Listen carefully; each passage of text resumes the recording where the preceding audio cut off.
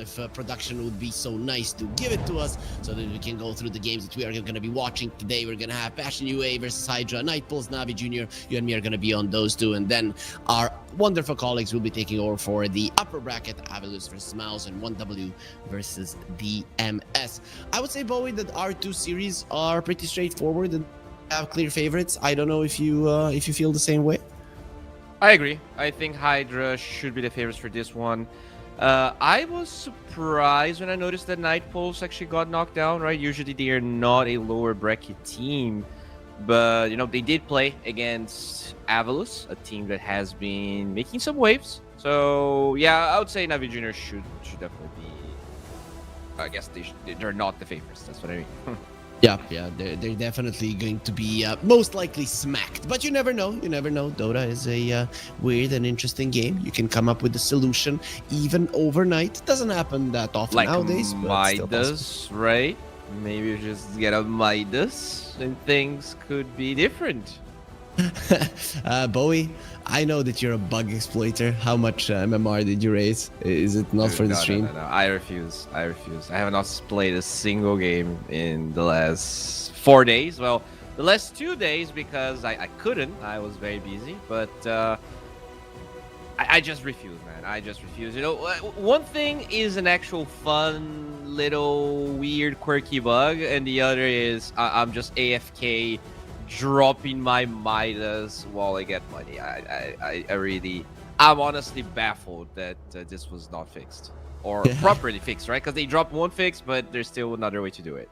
Yep, I've heard of people now just picking Ogre and going in the jungle, getting billions of gold. It is. Have you seen the Riki videos where like the person is just chasing down the people dropping the Midas and stealing the Midas, but you still lose because there's other 4 heroes doing literally the same thing? So like you cannot steal all of the Midases.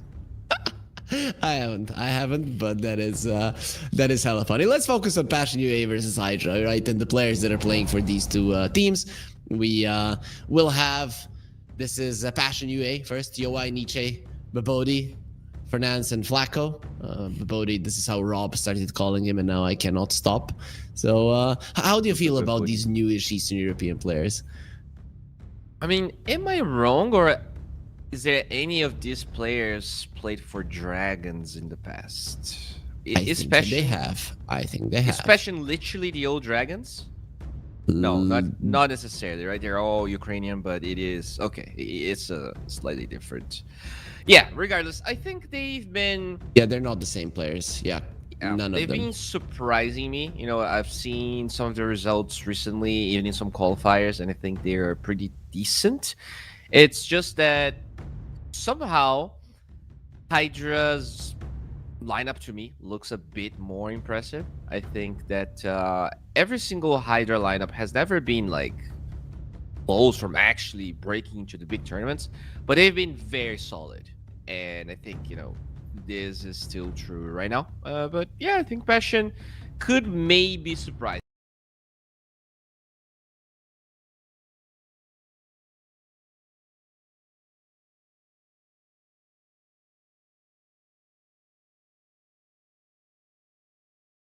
I don't think this is like a clear 2-0, but I would be surprised to see Passion taking the whole series. There was this one lineup of HYDRA that even had chances of going to some bigger tournaments. I think it was HYDRA where you had Kuropatic, Retsu, Daniel, right? Some of those players that go to become even better players playing for better teams. So there was a HYDRA that was actually really, really strong. But let's go into the roster of HYDRA right now and see how they're looking. The one you're talking about, I think, was the 2023 one. They had Dream that now actually plays for Nightpulse. They had Cloud that now plays for, I mean, freaking one win, which is in this tournament, and they had Lil. So yeah, they really looked amazing at that time. Yeah, but how do these guys look right now? Ren, Ethereal, Proletari, James, and FSD. I think Ethereal, this guy just has so much potential, but there's something missing. I cannot put my finger on it, and usually I can say, oh, he's inconsistent on these types of heroes. But just some games he does really well, and the others completely falls flat. Is that just new player syndrome in competitive Dota? Yeah, I think so, right? And we don't really know how the dynamic of the team works, if he actually gets to choose his heroes a lot, or if, the captain is choosing. I think with these teams, it's hard to really pinpoint one problem, especially when everyone's new, right? All of these names, I wouldn't say. Do any of them even have a Liquid PA page? I would guess they don't. Oh, Proletariat Either actually has one. He Proletari, is James the has one, and FSD has one. Okay. Oh, FD actually the highest winnings, 12K. So it has been playing for a while. Yep. That's FSD, right? Wait. Yeah, So FSD. Proletari doesn't have more? I thought Proletari has more. He has 8K. Okay. I remember his days of HF, and he was. They were pretty decent back then, so I just assumed that he has one more money, but no such luck just yet, Bowie. But the big bucks cha-ching is about to come. Yeah, we'll see if they're gonna be able to do well in this tournament. If they go far enough, he could potentially get more money. I mean, at least half of the amount he already won his entire life. So that could be good if he gets first place. That would be more than 5K for each player. So very hefty amount. Oh, you don't want to give anything to the coach, huh? Like coaches are there to work for free, Bowie. Slave labor. Wait, do you know if they have a coach? I don't. Well, I just wanted to throw some shade. Shouldn't start saying things that are not true, as we can see the prize pool distribution here. I mean, this is huge, man. This is a tournament that didn't last for a long time. You can get 30K. This is a series of tournaments. This is such a big opportunity for a lot of these teams. 30K is no joke when you leave Eastern Europe. I mean, you should know. I don't know, man. I'm a baller, right? I need my yacht and my 30K is what you get a day, right? and my 30K? Bugatti, right? This is some nice prize pool for sure, and especially because we're gonna have 8 tournaments. This is the third one. We've already given out 2 of the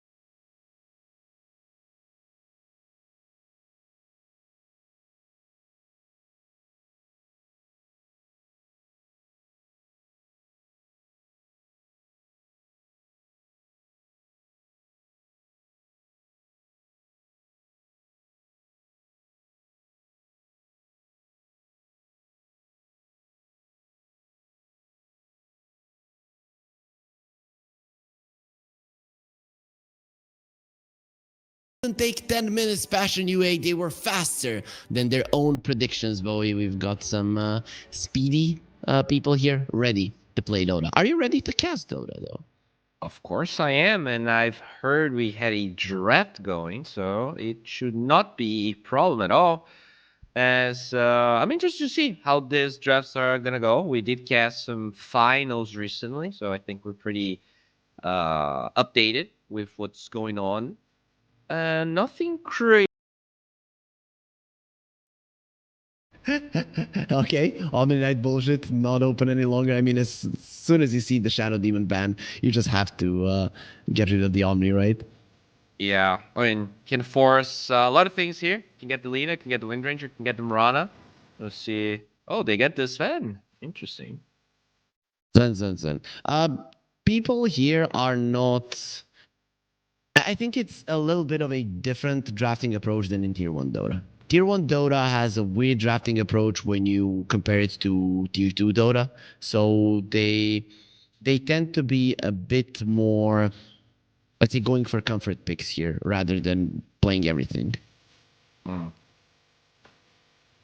They're gonna go for the Sen Krugen. Very good, right? You get all this armor from this man, but Sen King is gonna be a lot of magical damage that the move speed also doesn't help you that much if you get Burrow Stroke. I like the approach. I would even say I prefer the Sand King. I think this hero is stronger sure. in general than the Sven. But if your goal here is to set up one of the OP range carries, you're probably in luck because there's only one ban available per Passion and another pick. So I'm assuming Passion bans Lina, picks Mirana, and then you're left with like only the Wind Ranger, something like that. Wind Ranger wouldn't be half bad though, right? With the Yep. Sven, usually Wind Ranger likes a Marcy a bit more, but I think he would be okay with the Sven as well. That is Interesting if that they you want to go that mentioned route. the Marcy, because I was looking at the stats of the Fisher tournament that we were casting. Can you guess Marcy's win rate in that tournament? Uh, how many times has she been picked? She was played 10 times. I'm gonna say she won 4 games. She won 0. Literally 0 out of 10. And people just stopped picking her because it was just not working. Because they were losing. Yeah, that's that's a smart approach. I'm not sure if it's the whole like there's so many new supports that maybe Marcy's not good against the snipers, the Shrags and Nagas of the world, which I think makes sense, right? She's definitely not good against sniper when you cannot close the gap. Pretty bad against Naga, no AoE damage. And I guess you can run away from the Leshrac, but Lesh was not picked that much out of all the OP stuff we saw. I would say Leshrac was kind of one of the least picked ones. Yeah, I think it might have something to do even with the Naga Siren. It feels weird to say, but the new Diabolic Edict, you need to kill people faster, so there's no time for your Pulse Nova to deal with the illusions, and then it just kind of shares the damage with the illusions, which is a disaster. Basically. Yeah, takes a lot of damage. So they been the sniper and the Jakiro here. Lina gets out, and you pick either Mirana or Wind Ranger. I think Mirana works good for UA. It's a good pairing with the Sand King. I didn't see it much though. That's the thing. People here are not picking it too much. Let's see if Passion are different. Passion are picking it though. Yeah, I think Mirana's good. Mirana, Sand King is a classic. Solar Flare is always good, right? I think this new Mirana. It's so dumb. You just press R, everyone's gonna be right clicking. They get the Wind Ranger though. They only played one, right? Okay. So yeah, Wind Ranger maybe more in their alley. What about HYDRA, man? I haven't seen if they have played any Mirana. I don't need to look at them because I know they're gonna use their brains. And looking at their drafts, you could go for Dispel here, but there's no Dispel, so they pick Shadow Fiend. Probably gonna be their carry, right? Very early SF, unless you're willing to play carry. Well, let's see. Have they played SF so far in this tournament? I don't see one. So I can't really say. Okay, they have played one SF, and I'm gonna have to go in and check because there is a Dragonite in that game, and it was a safe lane SF. Yes. Okay. Now you can pick your second support or possible second support here. Naga, as we talked about, still in the pool, but they get the Rubico instead. Interesting. Yeah, especially interesting because they ban out the Jakiro, but a good Rubik pick, right? Burrow Strike, one of the best spells to have. Sandstorm, not half bad either, but all of the spells versus a Wind Ranger. I still remember, like, I wasn't super big on the Rubik, but I did play him a solid amount. But, you know, the real hardcore Rubik players, whenever they pick Rubik early in the draft and then there is a Wind Ranger, they're like, haha, this guy wants to lose. Rubik cannot lose versus a Wind Ranger. So it is just very nice spells to have. Power Shot is amazing. Yeah, definitely very good. You can get more cast range out of it as passion. Um, well, they have a fair amount of damage, right? The Sand King, Wind Ranger, I think already bring a lot of that. So I wouldn't mind maybe more reliable catch here from their supports. Whenever I see Shadow Fiend, I think Centaur is good, but with the Sand King, unless you're playing in mid, you don't necessarily want to pick Centaur. And if they play Sand King mid, I think the SF probably does well there. Gonna have to pick here what You know, exactly you want to do. I've seen a Sand King crush in SF, maxing the first and the third spell, just not getting the Sandstorm at all. And he would stun, Stinger, the wave explodes, SF drops low, he resets. And he I does that over and over again and does well. think after the nerfs, it's hard to do that though. It I is. haven't It is. seen that much Stinger anymore. Let's see, we go Ursa. Good matchup against the SF. Pretty good against the Rubik. I'd go that Centaur, man. I wouldn't hate it at all here, right? Because Ursa in the lane, you want to have some solid damage dealer, and Centaur definitely fits into that category. You mean for Hydra? Yeah. Oh yeah. Well, I was mentioning Center for Passion Yeah, I know. because I know. yeah. I think it's good. There might be a better pick than the center though. I think that here is fine, but I think it was mostly Spirit playing recently. I Primal. wasn't super sold on it. I like the Primal. Yep. Makes sense. It's also a big damage dealer in the lane, and it is also flexible, right? Yeah. Because now you are not sure what to ban out as Passion. Sure, you're gonna have the last pick to respond to whatever Hydra gets, but you are not gonna necessarily know what they want to get right now, and it might hinder your banning capabilities. So yeah, this looks like Wind Ranger support with the Chen 5. Unless they're willing to play this Wind Ranger mid, but I think Primal is a really good counter to Wind Ranger. Now that Wind Run doesn't slow anymore, Primal does really well against that hero. It was awful back in the day, but it is much better. Can you not run Uh, away in the mid it lane? it depends, right? You can definitely die really quickly. Ah, okay. Like if he hits the onslaught before you press Wind Run, you take so much damage, and even in the entire mid game, like this hero doesn't get that much HP. I guess you buy bracers, but that's about it. That's all you can really do. Um, I love the Invoker ban. Not bans. gonna lie, it's really good. Yeah, scales the Ursa, gives them it's amazing against Primal for sure. It probably means they want to play Primal mid. Even though they have the flexibility here, I think they're better off drafting offlaner. They already know what the Ursa is going to be playing at. So what would you draft as an offlaner here for Hydra? I'm still okay with an offlane Primal Beast, right? Are you certain this is gonna be a mid one? Yeah, I guess Invoker ban makes sense, but Invoker is generally good versus Hydra's lineup because I would like a damage dealer with the Rubik, right? And Primal Beast falls into that category. Yeah, he's fine, I think. But you are playing to the Chan dispels, right? He's probably gonna get Satyr level 1. I think you don't really. I don't know. I feel like Primal can play from behind, but Ursa is a really hard lane. So if I can prepare for dead lane, why not? Right? You can probably get a They've played better some matchup here. Mars, right? Mars That's looks the good. I like Mars. yep. What else would you pick here? Bunka? Yeah, Konka is okay. Maybe can you play Visage? Visage. I don't think he deals well with creeps though, right? So Chen is going to be a problem for you. I think that's the main reason you do not get the hero. Good ban would be a Timber Saw here for Hydra, right? If Passion wants to go for that route, you could, and they are lacking a little bit of burst with the stuns that they contribute, because Wind Ranger doesn't contribute much in that department. So I'd like to see it from the mid lane of Passion. Yeah. What about? I like Puck for Passion as well.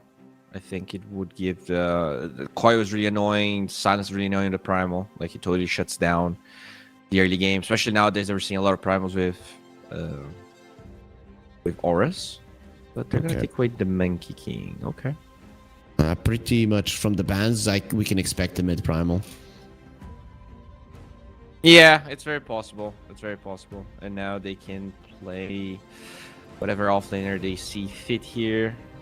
Kunkka is probably the most meta hero available right now, but they go Ember. Okay. Huskar time? Let's go. Huskar Chen. Passion has played the Viper, though, in the offlane. But Huskar is pretty good, not gonna lie. Right?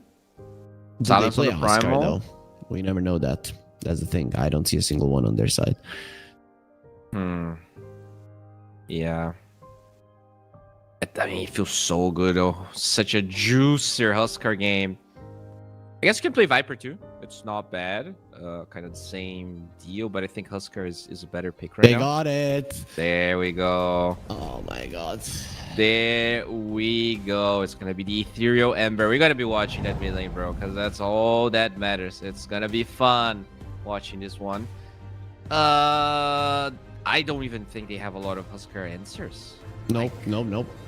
Primal is all right, but even though you can still boink the Primal Beast as the Onslaught comes through, you can cancel the Onslaught with that. You will silence him anyway, so... Silence is so good this game, man. It is so freaking good. Amazing. It is really good. And you have this Chen to protect you with the Hand of God. You have the Sand King and the Ursa counter initiation once they have Blink Dagger. They are probably going to win the lanes, because it's an Ursa into Primal, and the Sand King... I guess the Sand King might struggle, but that's about it. You don't care. You get the Dust Devil, the Rubik's, the Wind Ranger stacks for you, and you come back into it. What about the support rotations from Hydra? Right? Can they?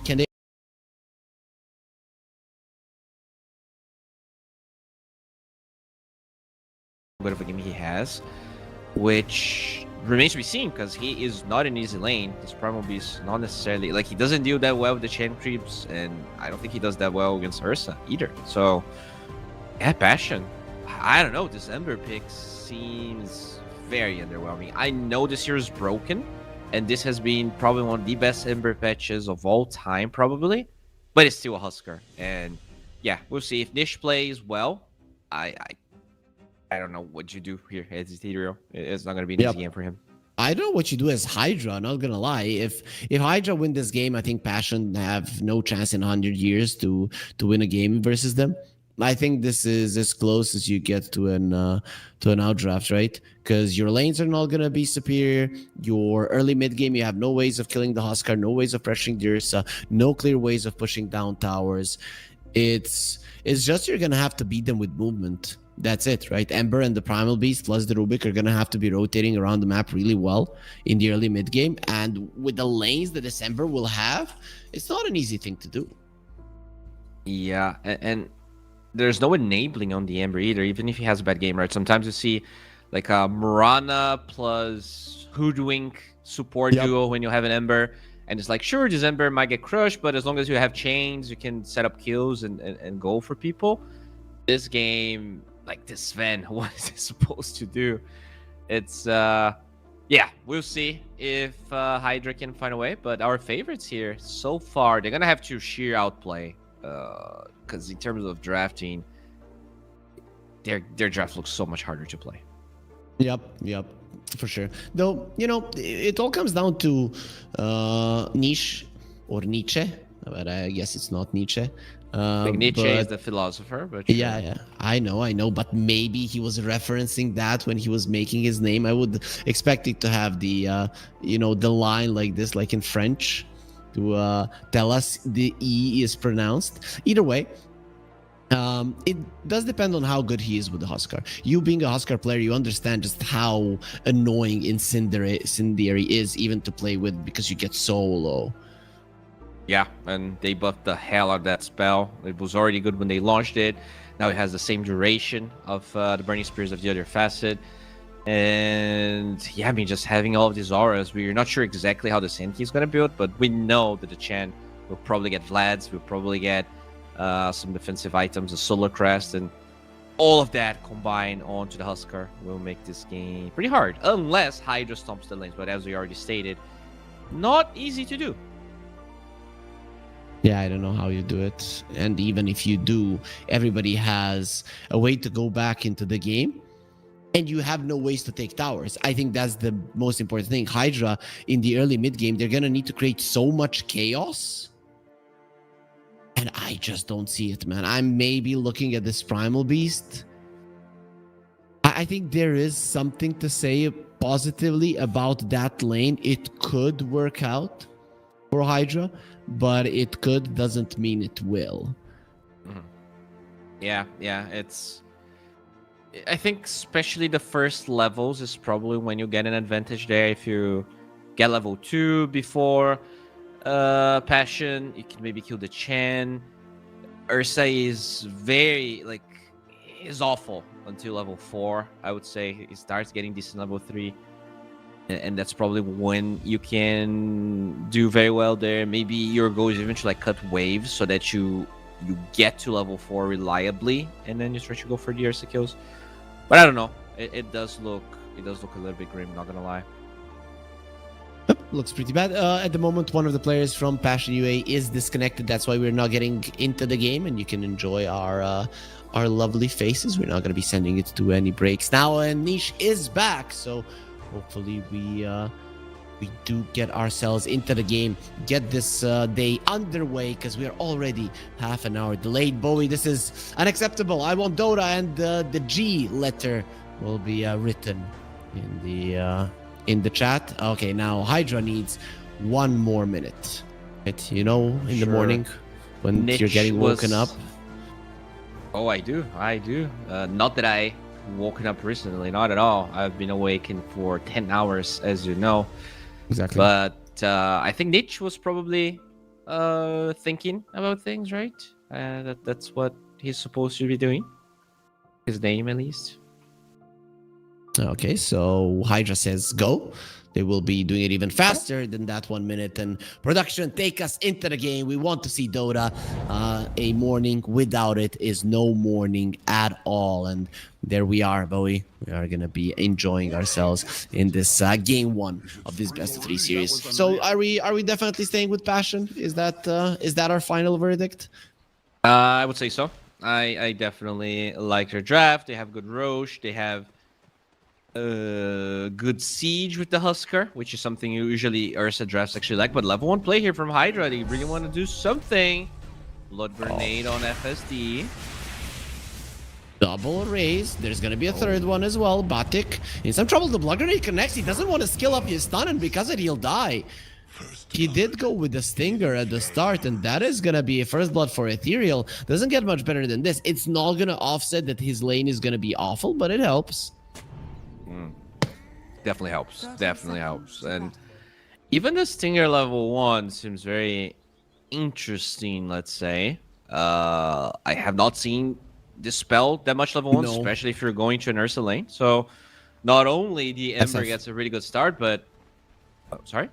He's going to an SF lane. Oh, yeah, even worse. But we'll see. We'll see how things are going to pan out here. As Ethereal... It does have bottle and boots queued up. I wonder if he gets the boots or the bottle first. That's FSD. Just poke for the runes here. Yeah, gets pushed back.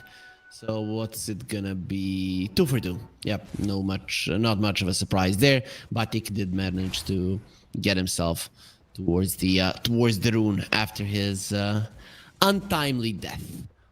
Let's call it that. So this bottom lane to me is the one that I cannot really figure out how it's gonna go, Bowie. So any thoughts about it? Let's say you were an Ursa in this one. Are you happy with the matchup? I think initially you are happy, but you expect to be pressuring. You expect to not get out denied, which right now is not happening. No, Primal Beast can be very good at out denying people. But, I mean, it's a Chen, right? This you're so annoying. Once you get the Satyr, there's going to be a lot of harass. And then gets the deny there. Very nicely done by Flacco. Good body blocks from James. He's doing a good job on James, though, to get that convert down. You do not want to lose all of your mana either on yourself or on the Primal Beast Penitence. However, you will be punished for your sins, Flacco. He gets a couple hits on James. Not that big. Yeah, I love that James actually leaves the lane early, so Actor gets level 2 before the Ursa, and this allows him to even play a bit aggressive with his trample. He's going for the uproar, huh? Interesting. I do love when I think this is an underpicked spell on for sure mid Primal Beast. Oh, okay, Brand is dead. That's that level 1 stinger working out. What the hell? Yeah, oh, that is the one lane we thought they were not gonna win, and now they're doing pretty well. Yeah, I mean, bringing down DSF, he has 3 CS. They just made it so that it was a constant brawl fest on that lane, and level 1 raises are just underwhelming. Even if you get the 3 stacks off, it's not that big of a deal. By the way, we see the effects of that first blood in the mid lane. The Ember actually doing pretty well so far, but that's when things start to get hard. The level 3 on Husker. That's when you have to respect him quite a lot. He didn't take the second point in Burning Spears, and we all know that level 1 Burning Spears heal your opponent. Maybe not with the No, not with this facet. Yeah. I think you do it just because of this facet, because you take way more damage, right? That's what I've been seeing for mid Huskers right now. Very true. Have you tried it yet? I know that you've been saying that you've been wanting to, but haven't gotten a chance. No, I have not. And I think in general, this build is when you're actually against a lane that's not that great for you. But nowadays, I think you might have to go for this build pretty much every time. Because we've seen some Huskers dying to like just normal camps, right? When you are used to right-clicking and jungling the way you used to. So it is definitely a more risk. It's a different risk-reward ratio for sure on Husker. Yeah, you and me, whenever we cast, I talk about how much I sweat when I play a Huskar, man, when I always have to play on 10% HP. And I think with this facet, even the OG Huskar players, they are pretty much not feeling too comfortable while doing it. Yeah, I can probably get comfortable playing enough games, but you know, Huskar is such a niche hero that you don't get to play that much. Maybe in pubs, but it is a bit risky. You're right. Exactly. That's the joke. Thank you for explaining to our lovely viewers. And yeah, this lane, even with the first blood, you can see that it becomes unbearable. Already, the Ember is the lowest CS, even though he was tied with Husker 2 minutes ago. I'd say it's still fine. If I'm this Ember, I am so happy with this lane. I'm not happy that I got to play versus the Huskar, got thrown under the bus, but this is the best that the lane could go for you. Oh yeah? Are you happy here? Because I see Ethereal sweating some fiery balls. And James loses his life. Flacco will go down. That bottom lane is not half bad for them. They're not pressuring the Ursa, but the Primal Beast is farming quite nicely. And in the end, that's pretty solid. I like niches every single time, just going to deny the water rune. I mean, I think that's a lot on the skill build. Getting that uproar makes killings from the Ursa harder. But it's also a lane that gets worse over time. So once the Ursa gets level 4, he already has boots. You do have to respect it quite a lot, James. It feels Ethereal's bottle, as you said. So he's going to be in a decent spot. But at the same time, it does mean that this Primal is alone. Double impact. Primal is alone. He will uproar bottom lane on UI. So both the Ursa and Actor are taking a lot of damage. And well, in the end, they will both live. Same was true for the Sand King, who's dropping low. Ren trying to get him down, not gonna be happening, but in the same lane, Fernance will run down FSD, which does leave the SF all alone, and Bajik will wait for the stun. Hello, Ren, and very soon it's gonna be goodbye. Bajik finishes him off there with the Stinger, and that lane is just looking perfect for Passion. This game is looking perfect for Passion. It really is. Every single core ahead of their counterparts. Despite the 2-0 in the group stage, Passion seem to have learned from their mistakes. Good draft. Despite the first blood actually doing really well in the side lanes, the Huskar performing as expected. They're definitely good. Let's see if the rune's gonna be snatched by them as well. And it stopped, so they don't get it. That's fine, I guess. Sven gets the shield rune. Ember likes that rune overall, but versus a Huskar, he just burns through it in a second. Yeah, I mean, they're both burning, right? So doesn't really matter. Fire against fire, you don't get extra resistance. There is, you know, obviously, one would think Ember would be immune to fire, and unfortunately, just not how Dota works. I'm still waiting for a mod that just uses all of the lore. That would be pretty cool and fun. I think it's mostly it's like Pokemon, right? Because like fire versus fire means you do normal damage, but if you're attacking ice or water, that's when you're gonna be doing less. Speaking of fire, Sven trying to go for a fiery play here, but he's against two heroes. Yep. Well, not gonna be. Gets the stun off and got the room. Beautiful. Now, you know, if you die, it's not gonna be a problem, but they used both of their stuns. FSD trying to run away. There will be a shackle shot connecting him to a tree. He will die a knight. Oh my god, he got the deny, bro. Yep. That was a fire play. That was huge. Yep. Something that salvages the laning stage a little bit, right? Yeah. Because Rubik level 6 early in this game can change quite a lot. You still, let's say, a burrow strike or a power shot, and those are game-changing spells. Yeah, that's the one thing we didn't talk about in the draft that much. Like, the supports here are the only ones that really have the power to... Oh, they know DSF is here.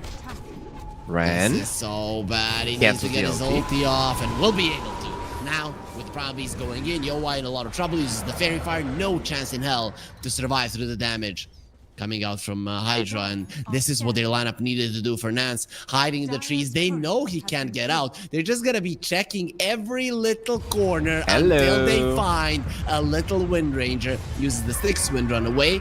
The rays will not connect. Shackle Shot just to slow down Actor for half a second, not enough to save your life. HYDRA from Niche, actually interesting. He has an up-fight damage. Well, let's see what he can do. The Rubik is caught inside of a net. Will get jumped by the Huskar, and does allow Yowai to get the kill. I like this. Ursa needs that Battle Fury.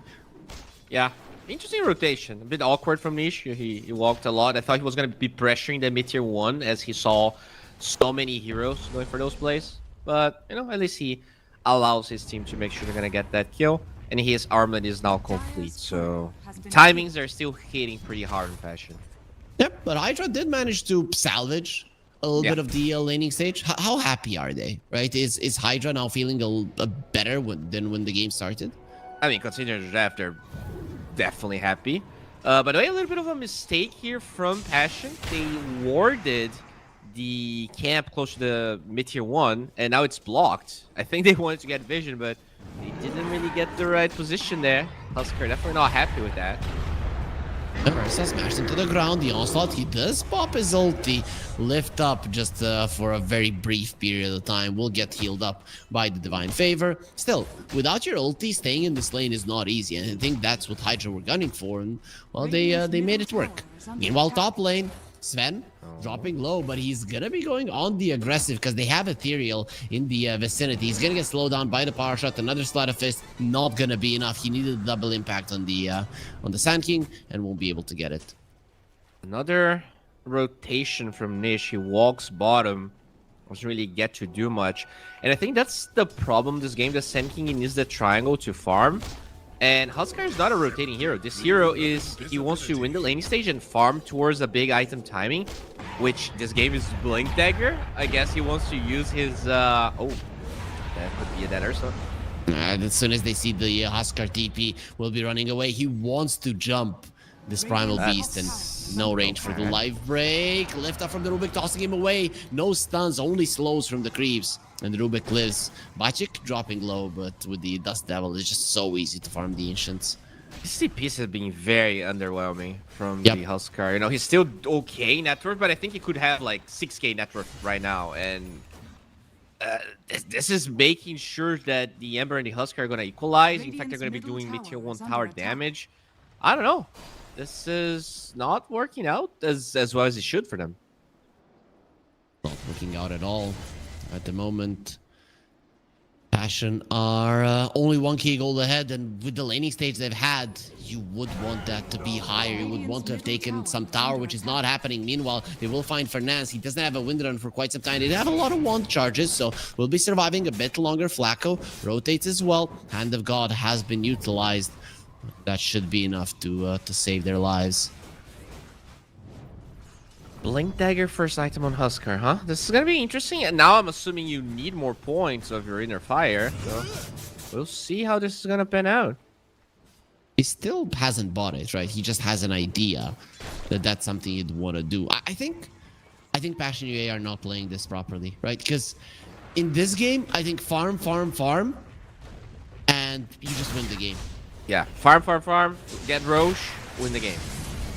Flacco will fall. Bajik did get his ulti off. Now he decides not to do it. Rubik stealing the Burrow Strike. Giving that one away is a problem. It is still level 1, so not the biggest of deals. James goes for the stun. They're gonna be both using it. Shaka shot onto BSF. YoY going forward, and finally the epicenter will get used. Bajik gets himself a double actor, joining in on the fray. Uproar going with the onslaught first. He wants Fernandes dead, and with the trample will be able to do it. Has been slowed down a little bit. Bajik is super low, no mana, no HP, but still nobody is focusing on him. Ursa uses his mana. He doesn't have enough for the Earthshock right now. Sleight of Fist. A lot of damage being done to him. Niche gonna be joining in on the fray, but every single time they are just dodging this Huskar. Maybe Blink is the way to go, considering he cannot get the jump. I don't hate the Blink. I just hate that he has been like running around. Yeah, he's running around too much. He could have the Blink by now if he wasn't playing this way. We'll see if it's going to matter. But overall, I feel like HYDRA, just by existing, they're surviving this game. I think mostly because of the way Passion is rotating. I think it's one of those situations when the game starts, you need to clearly state to your players, if you're a coach, captain, whatever, what the goal is. And I don't think they have a common goal. They are just, okay, I'm playing Dota. I see a rotation, I'm gonna go for it, even though it doesn't necessarily work well. I'm strong, I rotate because I can fight.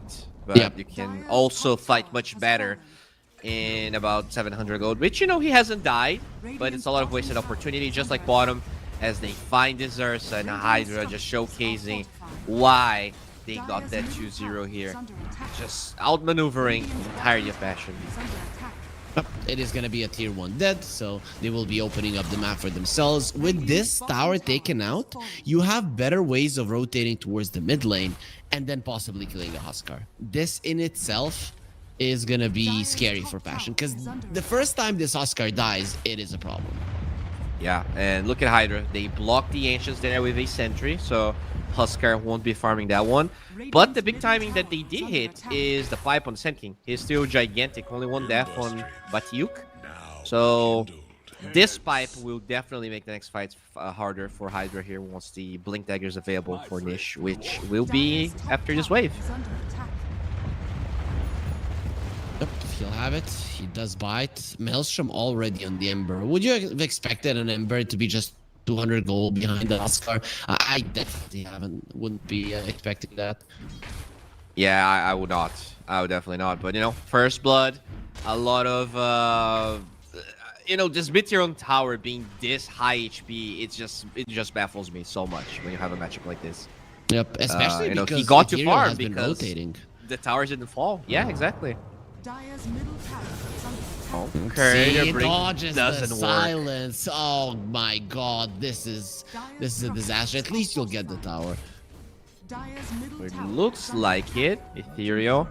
Can they get a good burrow strike on him? Only level 2, so they don't even try. Fernance, he does find Ethereal, misses the shackle shot, puts himself in an uncomfortable position. Hydra don't bring in heroes to fight for that tower, and understandably so. There's a pipe on the other side, and you just don't want to go for that one. Now the Ember will get jumped, has gotten silenced, dodges the shackle shot, thus he will live. Very hard hero to bring down. Yeah, even with his 3 points of inner fire, it also means he's lacking some damage from the burning spear. But I guess the plan now is to just go Roche, right? You already took the tier 1 tower top. You have all of these Shen creeps. They're still hitting, let's say, the timing they wanted. But they could be stronger by now, which means that HYDRA, if they somehow find a way to sneak in or even fight through the ages, it's not going to be as hard as if they were 4 or 5k gold ahead.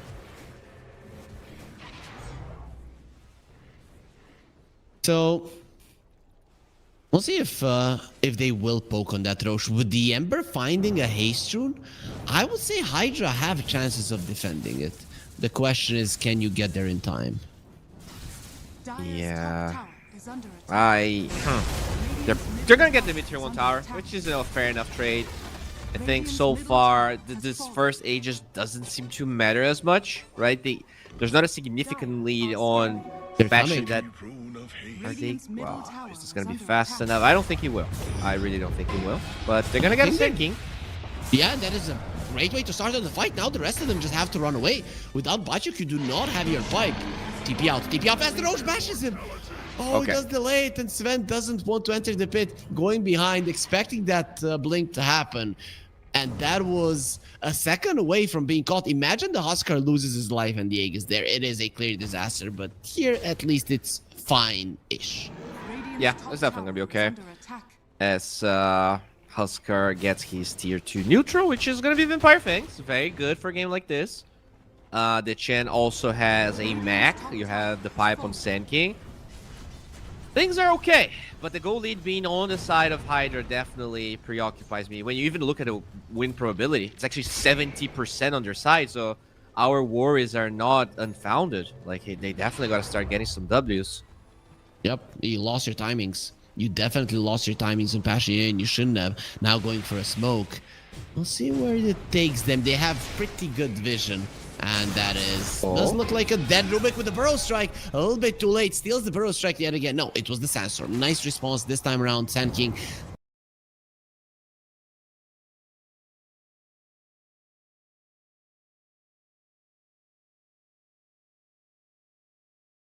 Does not allow the big spell to get stolen. The Primal Beast coming forward. Uses the uproar. Onslaught away. Focus fire does absolutely nothing for Nance there. Wanting to contribute to the damage department doesn't do much. You know, when I look at, like, Blink Dagger is very decent this game. Every coin helps. If you just look at the Dire heroes. But then you look on the heroes of the Radiant side. And until there's a Blink on Ursa or the Sand King, they actually don't have the burst damage. Just Huskar doesn't have the burst damage to kill anyone. I'm not sure if it's his fault for rotating too much and being poor. Or... Second. Beautiful. There's the double silence. That's a tanky boy, though. They'll be fine. Sand King coming from the side. Maybe he can get the connection to help them. The SF is not in the vicinity. You take down James. It's not going to be too bad. And nice triple stun. Huskar almost losing his Aegis because of it, but will be able to survive. Okay, let's get a Sanj. So he's going for a Halberd this game. Not that much of a popular item in Huskar these days, but... Good versus SF, right? It's definitely decent. Definitely decent. So, wait, do you get status resistance from Halberd anymore? I don't think you do, right? Only S and Y. Yeah, I don't know about that. What would be your item? That. Would you go for S and Y?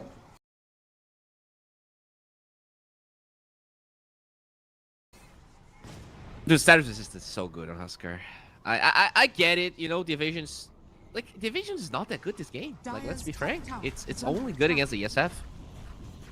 Ember can miss you with a sleight of fist. Yeah, I mean...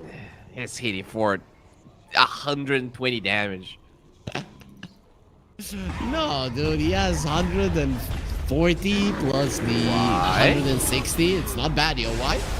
The Enrage will get stolen stun onto the SF. Not really going to be taking any damage. Already lost their and the SF is here with the right clicks. Bloodstone going to be popped. Ember in a little bit of trouble. He needs to move out. Is burning down to the spears. Double shackle shot. Ren. He does have his BKB. Now the Requiem gets used. Maybe should have waited a little bit longer for the Husker to come back, but he didn't. The Ember did survive through it all. Let's see if he did leave a remnant. Maybe he's going to be rejoining fairly soon. You lose the Sven and the Ember will be coming back. The rest of Passion, because that have to run. Ethereal has the connection with the Gleipnir. That might be too deep. Dude, that's a game where you got Huskered and you literally have the same farm despite ages, and you're getting a tier 2. This is... It looks like a 1k gold lead, but it feels like a 7k gold lead. Yep. Just doesn't feel good. It was a 9-second BKB used on the SF, so let's look at the positives for Passion UA, but I agree. There's really not a lot, and especially because both Huskar and Ursa are farm-hungry heroes, and even the Sand King, with the map getting smaller, it's going to be a problem. And that's the thing about the Sanjin Yasha again on the Husker. Like, if you're going for this blink build where you want to kill people, you want the attack speed, right? You want the actual damage to kill. So his build seems weird in the sense that it doesn't accomplish... It's not defensive enough, nor it's offensive enough. Yep. I also would have been okay with something like an Aghanim Scepter. Yeah. And you already went for a Blink Axe. Yeah. You play a Pseudo Axe with 1 billion damage, but neither of that is there. He can still get it. It's just that it's not gonna hit as hard as he wants. Right now, it feels like he is not the tanky Husker that can force towers, but he's also not this assassin he's trying to be. Maybe if they have won the laning stage, this build could have felt stronger. But of course. They traded even, right? They barely won the lane stage. Yep, and they should have crushed it. You know what? Also, the start of the laning stage was amazing for them. Apart from the Ember Spirit getting the first blood, everything was working out. Even the SF was dying.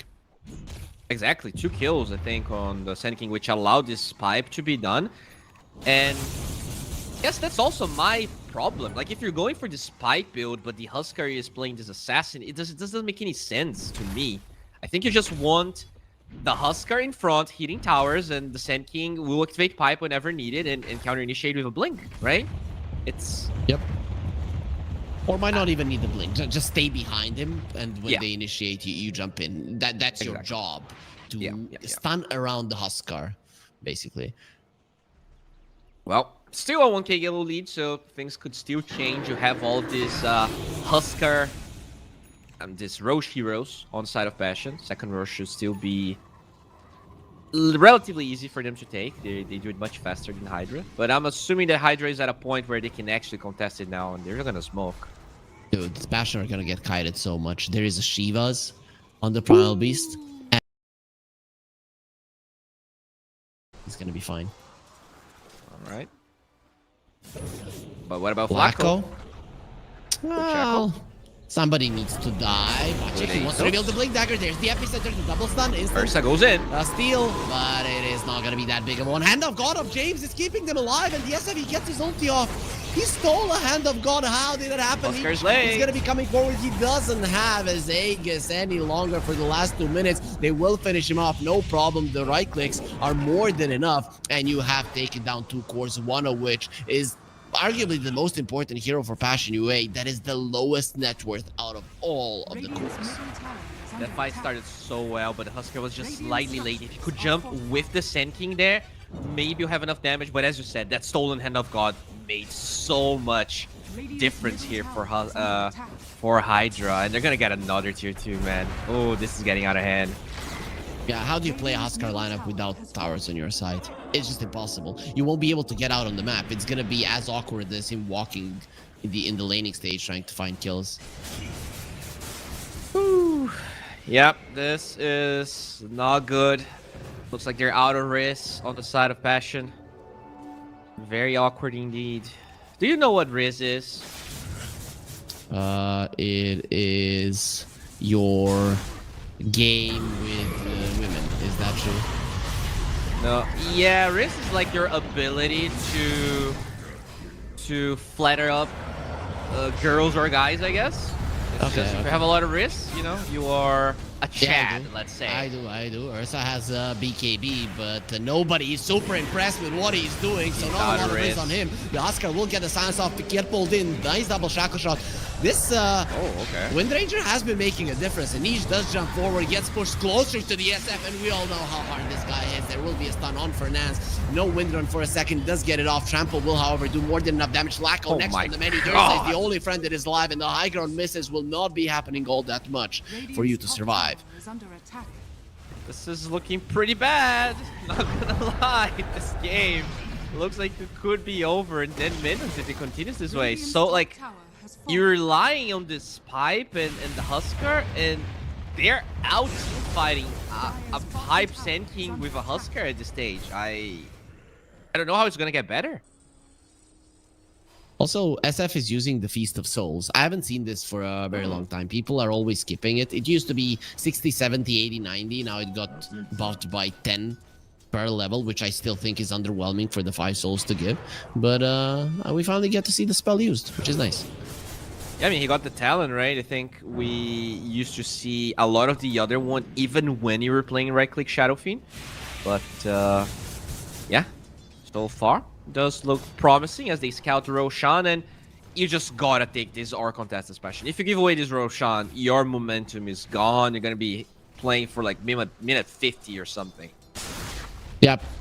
People tend to forget that the Huskar can be an amazing late game hero, but not with this kind of farm. Imagine how much you are going to be needing to farm and how long for you to do anything. This might be a last-ditch smoke. If you lose this fight heavily, you might GG out. Yeah, exactly. This is a fight where they push so fast on Hydra that the possibility... Oh, look at that scan. They are 100% aware. Good wrap around, but good awareness from Hydra as well, as they do have... Do they have a ward? Yeah, one in the middle of the lane. Smoke breaks. Smoke will break. Nice ward being placed, and Ember Spray to the Sleight of Fist. He breaks the smoke onto all of their heroes, basically. People tend to forget that Ember Spirit literally appears at the Sleight of Fist position, so he can break smokes from really far away. Yeah, but look at the creep equilibrium mid shoving in Yep. for Passion. This is really weird. They cannot deal with any lanes here without showing, which means that as time passes, it gets more awkward. Ursa TP's bottom. This is over. Yep. Goodbye, Roche. You know, if you go for a fight at that point, you would just be forcing it too much. You probably lose and then the game. So they'll live to fight another day, Bowie. Is that other day gonna be a sunny one for them, though? Yeah, that's the question. I would probably guess that it is not going to be a better day, but you gotta try, right? You have... Maybe you have like a 2% higher chance of winning this next fight. As Nish, he left a neutral in the big jungle. That's a tier 3. My dude. He will remember. Fight. He got it. Let's see. He needs a good drop. What's the best drop here for Huskar? Probably a Bracer. I guess Paladin Sword is fine. He went for the quiver. My boy's a murderer. He is not a coward like you. Like, I'm gonna get a Vambrace and I'm gonna be stronger. No, I'm gonna jump in. I'm gonna be enchanted quivering somebody and murdering them. That's what you do. Oh, he has a spear in one hand and he has arrows on the other. I don't know how he's gonna use an arrow and a spear. You only have 2 hands and you need 3. So I think he's thinking too much about murder. He's not thinking about how he's gonna do it. You wouldn't be a good warrior, Bowie. I see it. Wow. Get all of the weapons, scare them. Oh, they're gonna try and find Actor here. That's a big thing, boy. Well, they're gonna try their best, and the damage output will be high enough because of the enchanted quiver. Without it, I don't know if you get that kill. Still, Hydra won a fight, even without their tankiest. Boy, the Hand of God gets used. Stolen Power Shot. James from afar will be doing quite a lot. Epicenter for Bacik. Not really doing any damage on material. They found James in the backlines. The Glimmer Cape doesn't come out in time. FSD gets silenced up. Nice double stun from Bacik. You have overextended Hydra. You thought you were stronger, and you thought wrong. There is no Bastion on the Ursa, so BKB TP out is a possibility. A very real possibility for the SF that, well, he's not even going to attempt because he doesn't have a TP. He will fight until his very own death, which will make the game now even. Passion UA, they turn it around with just one perfect team fight. Okay, that was crazy. A little bit greedy from Hydra to take that fight with the Primal Beast dead and no buy, but I actually thought they were gonna be able to make it. It felt like they used so much to kill the Primal, but the Ursa didn't. He hadn't used Enrage or his BKB, so he can still take the fight later. Yeah, I'm baffled. I was not expecting that to be even possible, but they made it work. I'm baffled Hydra went for a fight after the Primal Beast died. Really no reason to do it. They would have had an Aegis at this point for another 2.5 minutes. It was just no reason to risk it. Yeah, I know. You know, they've been winning so many fights in a row that I think they got overconfident. I cannot necessarily blame them that much, but you are right. If your goal is to take this and play perfect, taking that fight just doesn't make that much sense. Yep, not really. I guess a lot of things have been going right for them, so sometimes you get ahead of yourselves. And, you know, we've been talking a lot about the Huskar, but this Ursa has become a problem. He's topping the network chart, has the Basher. Your BKBs are not going to be as awesome right now. The Butterfly on the SF, though, that is a game changer. Yeah, and I guess that's one thing we didn't talk about too much, the fact that the Ursa, we were talking so much about the Huskar and how, let's say, of an underwhelming game he's having. But Ursa into OSF is a really good matchup. So you still do really well. I guess there is some BKB piercing control coming from Actor. But his lack of BKB made things a bit awkward in that fight. Yeah, for sure. Is he going to buy it, though? No, he wants a Crimson Guard. Is that a good item now? I mean, not that good. Nope, I don't think so either. Yeah. He doesn't have a single component, so he might change his mind. He has bought a Ring of Health, I think. Oh, we're okay. Very weird. I guess he just wants to have more risks, you know, give a ring to a possible female interest. Dude, like, I think he's the last of the dinosaurs, so, you know, that's not a... I mean, you don't think he could... He couldn't flirt with something that's not a dinosaur? He has a lot of risks? Sure. Makes sense. Anything is possible. The... Hydra are coming. Okay, they find the Huskar. No already did blink away. Hand of God immediately being used. They understand they need to save. Yes, that from the low ground gets stunned up. Didn't get his BKB off, and this is a disaster. Primal Beast will be taken out. Not having that BKB is a problem. Ren, BKB, he tries to run away. Where's the Ursa? And bash. He won't even hit him that many times. So the SF will live, but barely. He was very, very close to be taken out, and the Abyssal Blade will soon be done. So that's not going to be possible at all. Oh, Hydra. Not like this. Yeah, that's the thing, right? If you have BKB in that fight, you probably killed the Huskar. But they also didn't connect as fast. The Primal is just too fast. Faster than the other heroes, so they were not on time to cast all of their spells together, do all the right-click damage. So now things have switched dramatically here. They're going to be able to get this Tormentor. They could even potentially kill the Ember if he gets unlucky. Bash. Well, or there's a gets lucky. He does have the Yules. Ember should be fine.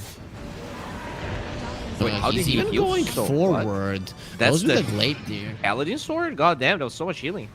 Yup. He healed back up to full. The freaking Trend Creep's coming in handy. And Ursa goes in. Let's see how you're going to be healing now with the Sven coming in. They do save his life. Ursa lifted up into the air. Doesn't have the enrage. This might be the way to fight Stolen Wind Run by the Rubik, which is going to be helping Niche. Jumps in from the low ground. The SF is running towards the fight. He knows that his team needs help and jump in from the Ursa. Gets the kill. Abyssal Blade. No onslaught for you. With Huskar coming forward. The SF in the vicinity. Niche is just all dying. Gets himself back into the high ground. Buyback from the Rubik. They don't have their Sven and Ethereal. Somehow still alive. Ren standing his ground. He does do a decent amount of damage, but mostly his items are defensive. So living is what he wants to do. And now jumping in, Ren, he does have the BKB. He gets lifted up by the Rubik and uses the Requiem while that is lasting. You know that is a possibility with the Primal Beast. Doesn't get the connection with the onslaught. They push the SF away, still alive. He needs to get to the low ground. Where's your Hurricane Pike? He doesn't have it for 13 seconds. That means that he will be taken out by the Ursa. Well, the two cores of Hydra survive, but it is not a favorable fight. Passion UA didn't lose a single hero. The Spare, man. That fight looked very close, but I think HYDRA, they just kept doing the same thing, expecting different results, right? You know those fights are going to be really hard. You don't necessarily have any interest picking a fight that close to your base, because unless Passion kills heroes, it's kind of awkward for them to go high ground. Just Huskar doesn't have an Aegis. Ursa is notoriously bad at taking towers. I think they just got you baited 3 times in a row, pretty much. Yep, and then you look at the SF's items, his build is made so that he's ahead. When he falls behind, he's just not going to have enough damage. The Ursa going in, they want to end this right now. They want to force out buyback. There is no buyback, which means that you will burn even inside of your fountain. There's not going to be anything that can wash off the damage of this Huskar. The first lane of racks will fall. Lucky for HYDRA, they have tier 2s, but Bowie, it is even a question. Is it a possibility to win this game any longer? Even the presence of these tier 2s goes back to the argument even harder, right? Like, why would you take that fight when you have all tier 2s, when Roche is relatively close from spawning? And, I mean, I guess they can win this game, but first of all, we're going to have to deny or take that Aegis. And things are looking a bit harder now, despite the fact Roche is on your side. I don't know, man. This Ursa is going to have an MKB. It is looking very tough for HYDRA at the moment, if not impossible. SF needs more damage. He needs that Daedalus, and he is miles away from having it. This Primal build, I really do not agree with it right now. I think the biggest problem has been that his Pulverize is useless in this game, because the Silence cancels it, a Shackle cancels it, Burrow Strike. He cannot beat that wall for the Shadow Fiend to right-click, and the Ember is not supposed to be that wall in the first place. Yep, Ember does have an Aghanim Scepter, so we'll be able to dance around the fight a bit more. Gets the Purge on the Shield Rune from the Huskar. I think Huskar won't be mad about that at all. Oh, he's always mad, though. I don't think it works that way. No, the whole thing. Oh, Sentry revealing the Shadow Fiend are gonna go in. No, stolen Burrow Strike. James doesn't get the connection on anything. The Sven, Glimmer Cape protecting him for the time being, but your dancing hero is taken out. As Actor is being chased down by the Ursa, has the overpower. The second he gets close will be the second that his Primal Beast gets taken out, pushed away by the Rubik from afar. I always get surprised by the Psychic Headband on the Rubik. It is so cool. He is going to be getting himself a lot of distance between him and the other players. Buys the Fairy Fire to survive through the Incendiary Burning Spears, but it's not going to change the fact that the second lane of Rax is also going to go down. No contest available from HYDRA. Yeah, doesn't look close at all here, HYDRA. We're doing so well, and you know, this is not an easy draft to come back, I think, once you're behind as Huskar. So, honestly, I wouldn't even say that Passion did anything incredible. If they find this SF, they're gonna overwhelm them. This game is over. I feel like this is on HYDRA. I think they had everything to take this one, and they just dropped the ball like 3 times in a row. Yep. You know, it still comes down, though, to the draft of Passion. I think if they didn't have that much of an advantage in the draft, with the way that HYDRA played in the early mid-game, that you just would have naturally lost this game without any chances. But you had a better carry-to-carry matchup, you had stronger lanes in each part of it, and then HYDRA itemized in a way that isn't gonna do much for you if you start falling behind. So all of those things accumulated really made it, I don't want to say easy for Passion, but we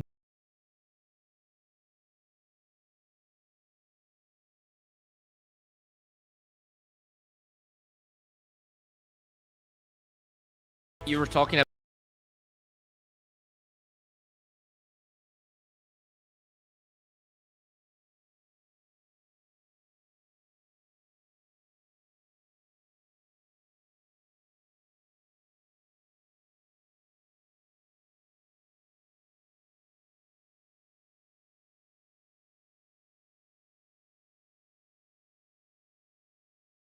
didn't expect, right? I think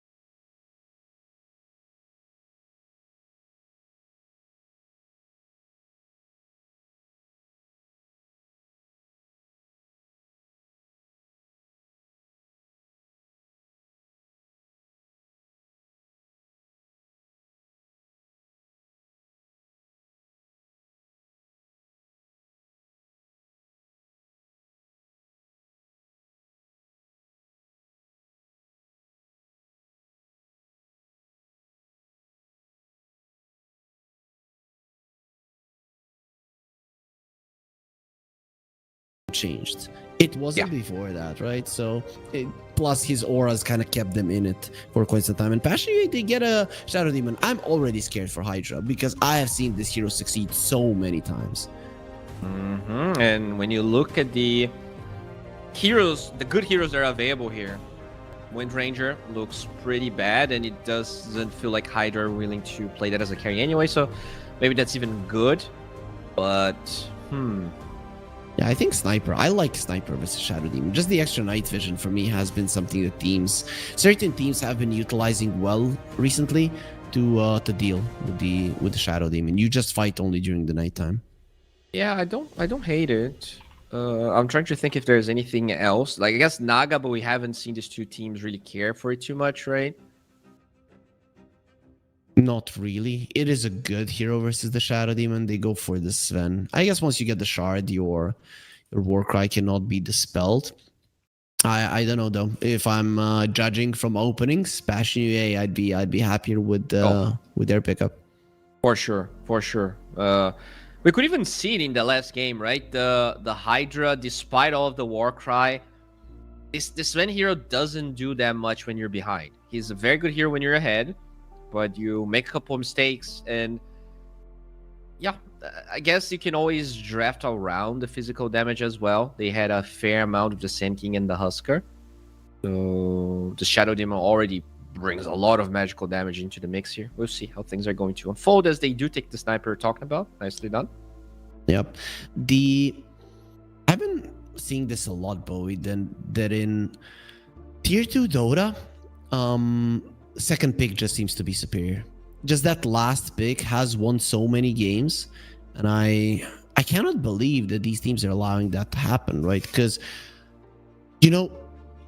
I know that drafting is not easy, right? I had participated in it myself versus some solid teams in my past, but dude, right? That is the one thing that you cannot allow for you to get cheesed. It just isn't something that should ever happen. Yeah, it is hard to patch though. I feel like there's a lot of, maybe because the patch isn't super solidified and there's not like a clear way, better way at least to play. I do feel like things are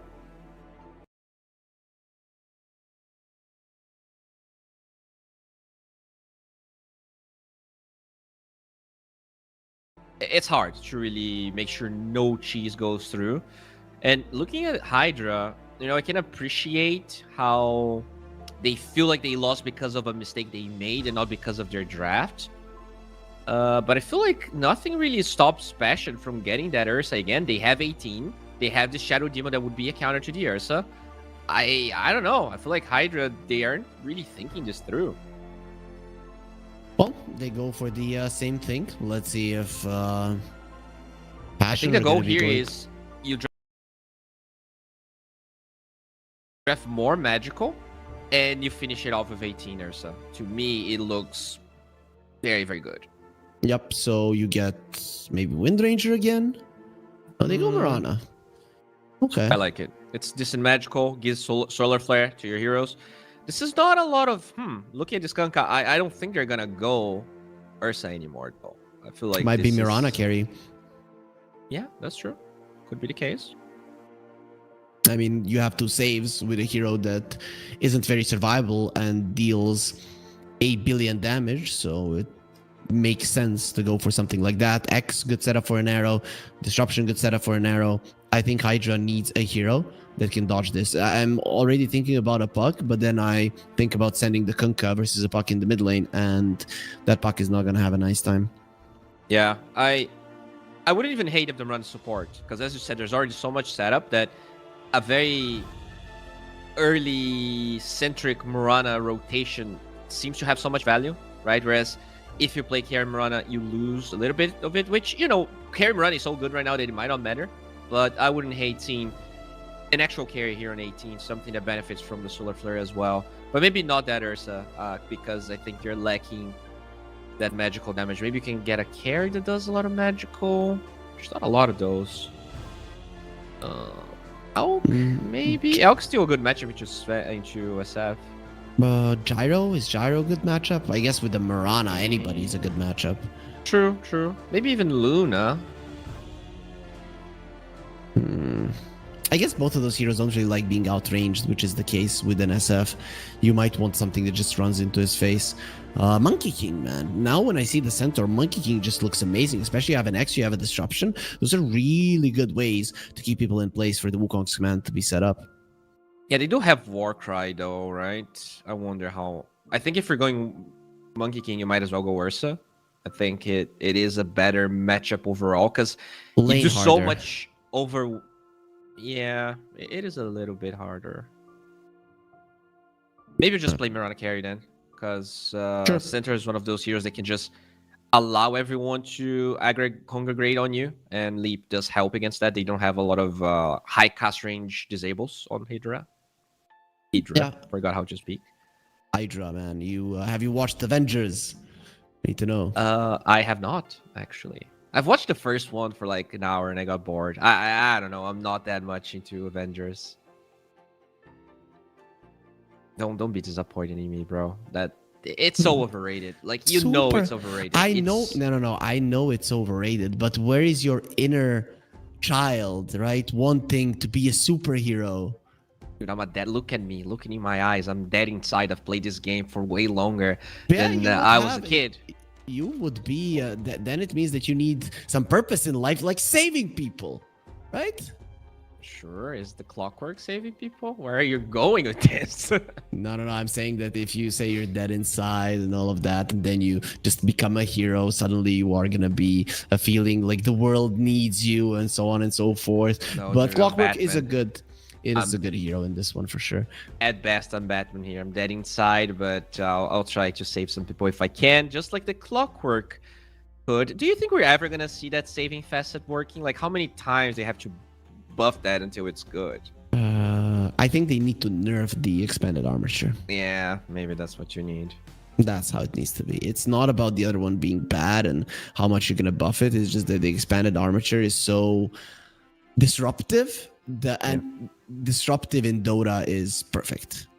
True. It's good every time, right? Whereas the save, you rely on hook shot. It's already like the problem with clockwork is that when you don't get level 60 hero, it feels kind of bad, but you're always good with expanded armature, right? From level 1 to the end of the game.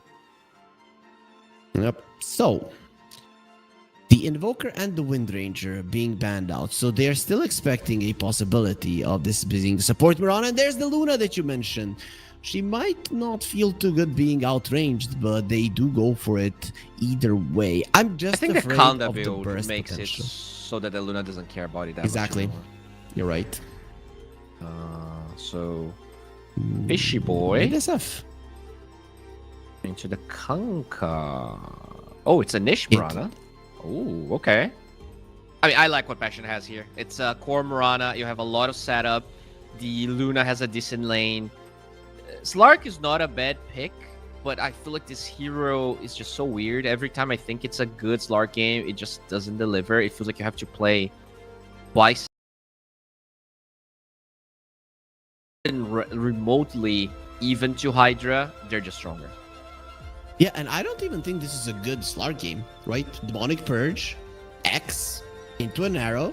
X is even when you have your ulti, you do not have the night vision advantage because there's the Luna on the other side. So in that regard, you are even.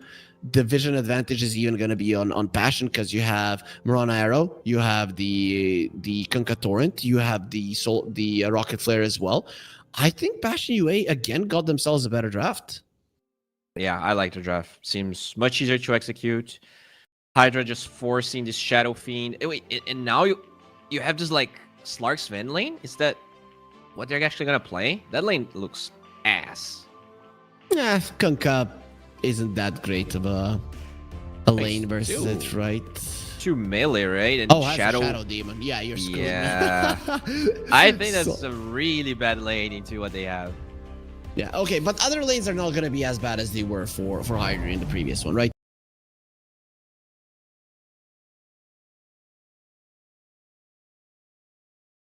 Mid lane, the SF should even beat the Mirana. I'm remembering Sing Sing back in the day, you know, arrowing the SF while he's killing the creep and bringing him down. That's very unlikely to happen. Yeah, the SF definitely has a better laning stage. I don't think it's by that big of an advantage though, because you also don't really take a lot of Shadow Raise damage. You can just arrow the range creep and drag creeps around, and eventually you should be fine. And just looking at what types of plays, everyone can connect to each other so well because you have Axe with a lot of cast range, Hookshot with a lot of cast range, Arrow works out with every single disable they have, and this Luna is just gonna farm super fast, whereas the Slark is a hero that needs a good laning stage, doesn't get to farm that much. I don't know. You're gonna have to destroy the laning stage here as Hydra. We'll see if they're gonna be able to do it. Shadow Demon sent the illusion to scout him out, and now a late smoke from Passion. They want a first blood. This time around, they want to be the ones getting it. Shadow Fiend is a great target if you can find him, and Ethereal, I don't think he's crazy enough to step out. Yeah, seems to be a bit scared here. Still gonna wait for him. Smoke breaks. Nighttime Slark. Should be fine. Kanka thought about going for that rune. He thinks again, as it would be way too dangerous, and it is gonna be a straight 2-for-2 in terms of runes. Laning stage will start. One lane we didn't touch upon is the top lane. How is that one supposed to go? I think there's the most chances of that one going either way than the other two. Yeah, I agree. I think it definitely goes both ways. I think the Clock Luna should be stronger, but you can sometimes overplay your hand as the clock, be out of position, and then after the Battery Assault is over, I mean, there's a lot of burst damage between Centaur and Hoodwink. That is a very strong lane for sure.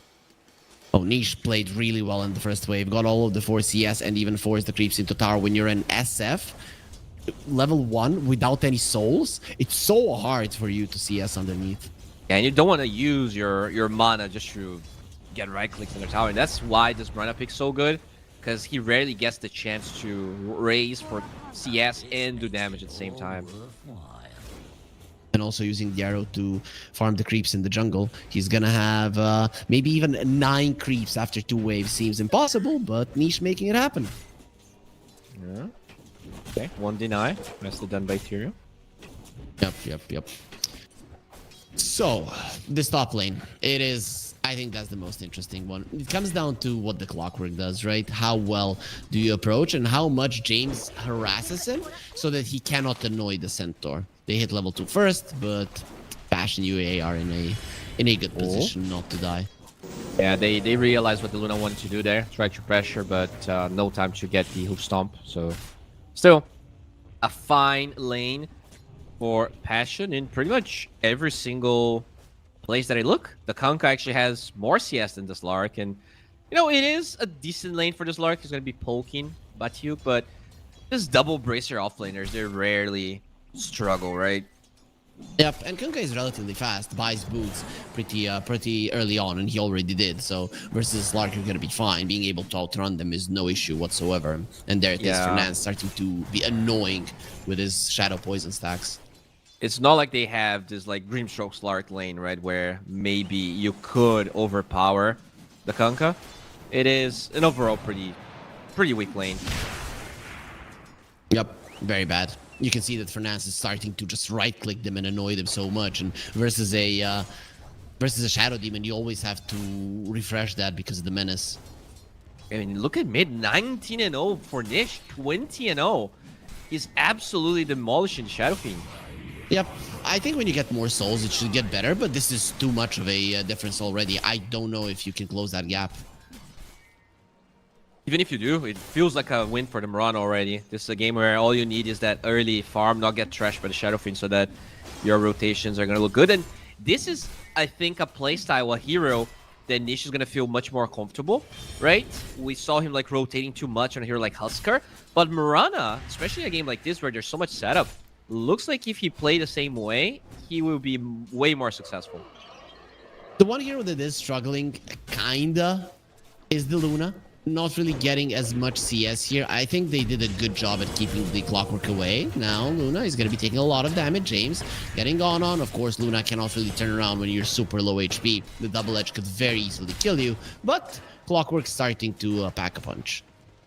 Yeah, I actually wouldn't even be angry about a max Lucent being Luna this game. Yes. That's what people Because it do prevents the centaur from committing on you, right, when he's level 6. I actually don't hate it. Did go for the moon shield. I like it this game, especially because you're gonna have the solar flare. It's gonna be nice. Okay. So, yeah, the Luna is struggling, but out of everyone, that's the hero you want to struggle, because you can always just resort into jungling.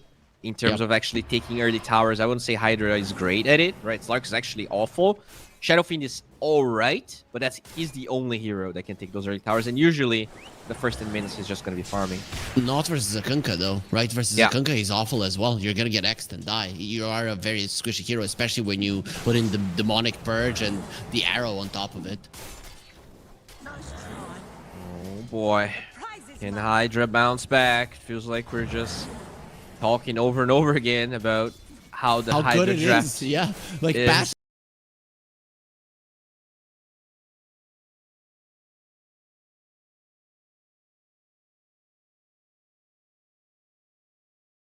Are doing well. Pasha are doing well. But okay, so what's good for Hydra? Any silver linings?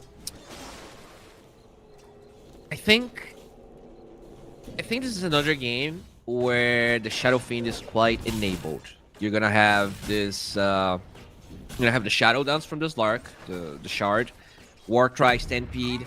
There's a lot of ways for Ethereal to have a good game, and they played well. The Shadow Fiend in the carry position is not playing UI, just gone. Got him.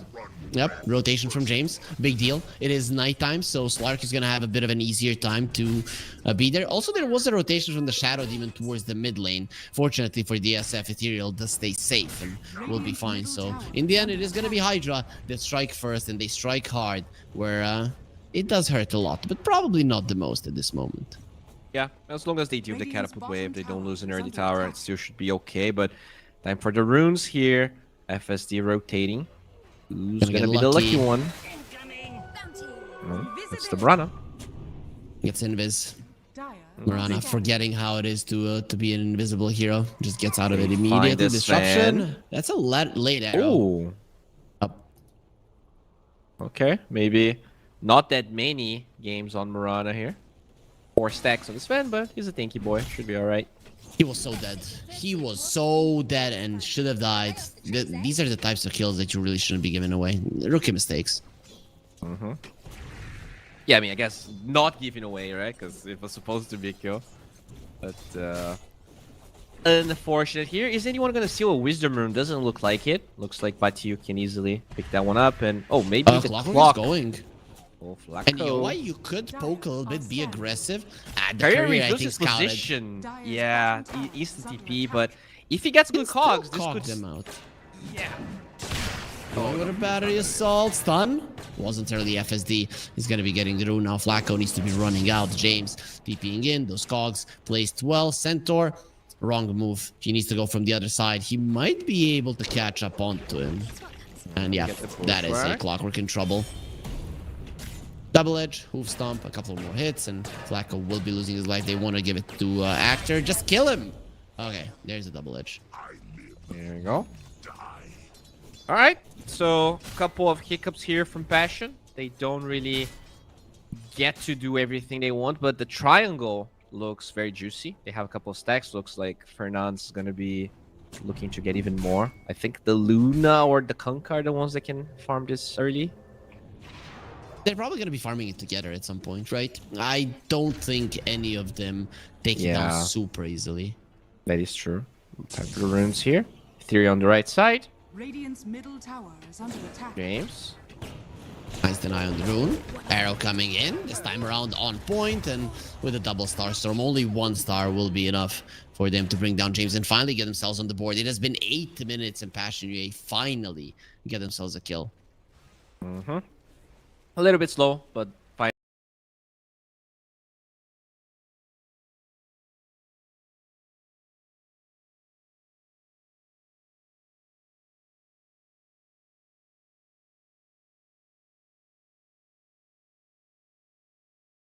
Finally, they get it. At the same time, though, UI is recovering in the jungle. He already has a bit more CS than the Slark, even though maybe a couple of those are neutrals.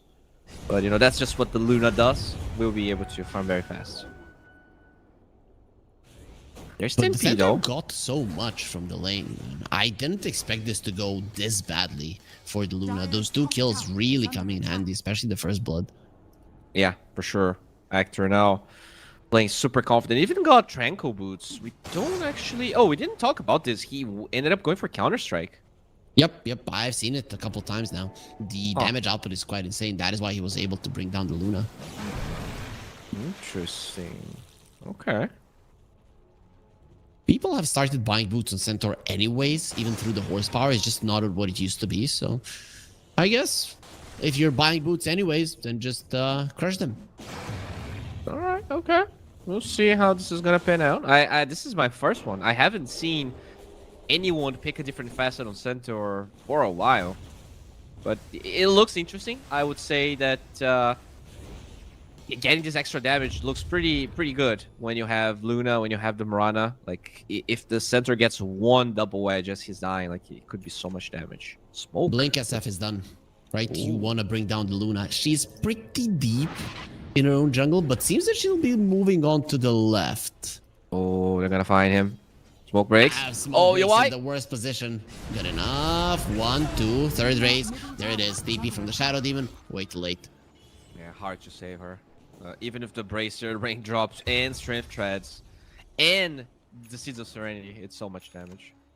As the hookshot reveal from the Clockwork, they do bring down James once again. Flacco is the one who gets the kill. Him and the Mirana playing a pretty decent game of Dota. Yeah, definitely what we expected here. Nish just playing... He was going Maelstrom, but does have the Dragonlance selected now. Interesting approach. I think he understands the burst of the enemies is a problem. I think that's what the issue is. You get the Maelstrom and you could just die. I don't disagree with this. I do like what the Kunkka is doing, by the way. I think we did cast a couple of up in a second, as FSD will be boated and killed. Does scout the stacks, though. This Kunkka going for defensive items, to me, that is the best way. You go Grog Blossom with auras. I was not impressed whatsoever for the Tidebringer Kunkka we've seen. No. Yeah, but it's how people play it in the mid lane. In the off lane, this is pretty much what we usually see. Blade Mail, Pipe, Aghanim Scepter is what people tend to build nowadays. Yep. Pipe is very good this game, right? The double-edged Amazing. center. We already agreed on how impactful it seems to be this game. So Slark is farming and getting a Diffusal Blade. How good is the Diffusal in this? It's meh, right? You have Axe to control him, you have Disruption for saves, you have Hogs and Leaps. It's not, I wouldn't say it's amazing. In fact, I think he is also a hero that might be debated and die just because he's very squishy. He'll go Mage Slayer. Maybe with the Diffusal you farm faster than with the Mage Slayer, and I guess those 2 items are the way to go. You're a little bit lacking in the damage department with the Slark, so that's why you get the Diffusal, and then Mage Slayer is for survivability. I'm okay with it if he doesn't try to fight. Yeah, we'll see how the playstyle is going to be working here as Ethereal. Just going to get that Kayasha we usually see. Very powerful indeed. But this Luna is, despite that 1 death, still pretty behind. I actually expected UI to be doing much better. You get the X on the Slark, Dark Pact off the Torrent, but going forward, immediately, Solar Flare being used, Mirana from the side, here comes the boat, he jumps away, James does get drowned by it, Stampede being used, they will be leaving for now. So it's a 1-for-1, only the support is dying, Solar Flare still going strong, and it's going to be expiring in a second, so maybe it's better to just get away. Double Starstone, Sven is dead, Requiem from far away, Actor no blink, gonna get slowed down, he cannot even get the stun off, Blade Mail a bit too early inside of the cogs, he's being controlled, the Blade Mail will expire now in a second, will open up those cogs, 1 does miss, here comes the Luna, why he was the Slark, dead Actor, losing his life, they still have the night vision, Slark getting into the trees, Ethereal doing his best to TP away, will be able to do it, the main heroes of Hydra survive, but it is a win for Passion UA through and through. And that's what we talked about, the actual group up of Passion is so much stronger with the Solar Flare, even UI, as poor as he is, joining up in the fray, and this allows him to, do a lot of damage to the tower, not take it, Slark has his ulti back. SF is coming in. The arrow connects behind. Ren pops his ulti. This is dangerous because he's very low and his ulti will be expiring. Magic is still alive. Even with the blood grenade, you can't get the kill. Niche coming forward. He sees the Slark who is going to be getting the healing load as they do lose the Kunkka in the backlines. FST running him down. Nice double Starstorm for Niche to get himself a kill. No arrow, but they have a hook shot to set it up, and the SF going down is huge. You did lose the Shadow Demon for this. It's not that big of a deal. Slark will have his ulti back in 25 seconds. Has the healing Lotus and 11-1 charges. Bushwhack off the mark. Passion UA, think about turning it around. There is not enough mana on the Clockwork to make it happen, as the Mirana just poking with the arrows will not be doing nearly enough damage to scare anybody. Okay. So at the end of the day, they defend the tower, but still a good fight. The Luna survives. SF and Slark died in that fight. So overall, Slark didn't. He died. Didn't he die in respawn? No, he's no. You're 3-0. right. You're right. Okay, just the Shadow Fiend in the center then. It's still, I think that's okay, right? Because if the Slark is surviving these fights in the later portions of the game, it's going to be a problem. Sure, we've talked about some of the counters for him, but a very, very, very strong Slark in the current meta, which we don't see too often, is still going to be crushing it. They scan the SF. Dire's top tower They is get under attack. Hook vision. shot. Ooh. He had the ward. SF, that ward saved his life. Yeah, they know though. It's gonna be taken out. Definitely worth the price. Panther Blink. Move Stomp. Bushwhack as well. Sharpshooter being charged up. That does look like a very dead Clockwork. He's tanky. No disruption in time. That is a lot of damage from Niche. Going for Actor. Ethereal coming forward. One raise. Leap away instantly. The Stampede was used. Ethereal maybe could have went for a chase. Decides against it. Yeah, if he gets X there, it's probably too scary. After all of that, with so many cooldowns being used, probably going to be Passion's Tower. They do have a catapult wave on the bottom side, even scan just to make sure they're afraid of a reaction, but it should be their tower. And they should be able to get it. It is nighttime. Slark wants to fight, but same is true for Luna. Slark is going for an early Aghanim shard. Interesting. I do like guess it. It's very versus good. the Clockwork, it's good. Yeah, even to protect his allies, right? I think the Shadow Fiend specifically with the build he's going for, he is squishy, and there's a lot of stuff that the Stampede doesn't bail you out of. Dead. Oh, he is giga dead. So dead. I don't think you need the Requiem for this. The triple raise will do the deed. Lots of TPs though. Or has the DD coming forward. Shard as well. Arrow connection is No there. center Torrent OD. will get him, and disruption. She saved him. Oh, Shadow didn't save the SF, but in the end, the SF will still die. Both coming through. Nobody has been X'd up. Actor is low. We'll have to blink in a second. You should use it. And there it is. Gets himself to the low ground. It will be a 2-for-2 in the end. Did they find him? Yeah. Let's have his ulti. TP out. Arrow not available. Oh my god, Fernance, man. I think he made that fight so much worse for Passion. If the SF dies instantly, it's a completely different engagement. Yeah, that was That was not the greatest disruption, but still a decent fight. It could have been better for sure. But I guess the biggest problem is that UI cannot catch a brick this game. He's been struggling a lot. So we'll see if he's gonna be able to recover. I think in general, the Slark matchup is advantageous for the Slark, and when he can be ahead of the Luna, that is very preoccupying. Yep. For sure. But that's why you have the Mirana. Kunkka is also farming well. And I'm thinking about it, right? You have this Moon Shield, and then you're going to have the boat as well. Killing the Luna is not going to be easy, even if he's slightly behind. Yeah, I guess in the actual fights it's going to be hard, but so far, Luna's trying to recover, and they've been doing a really good job at finding her wherever she is.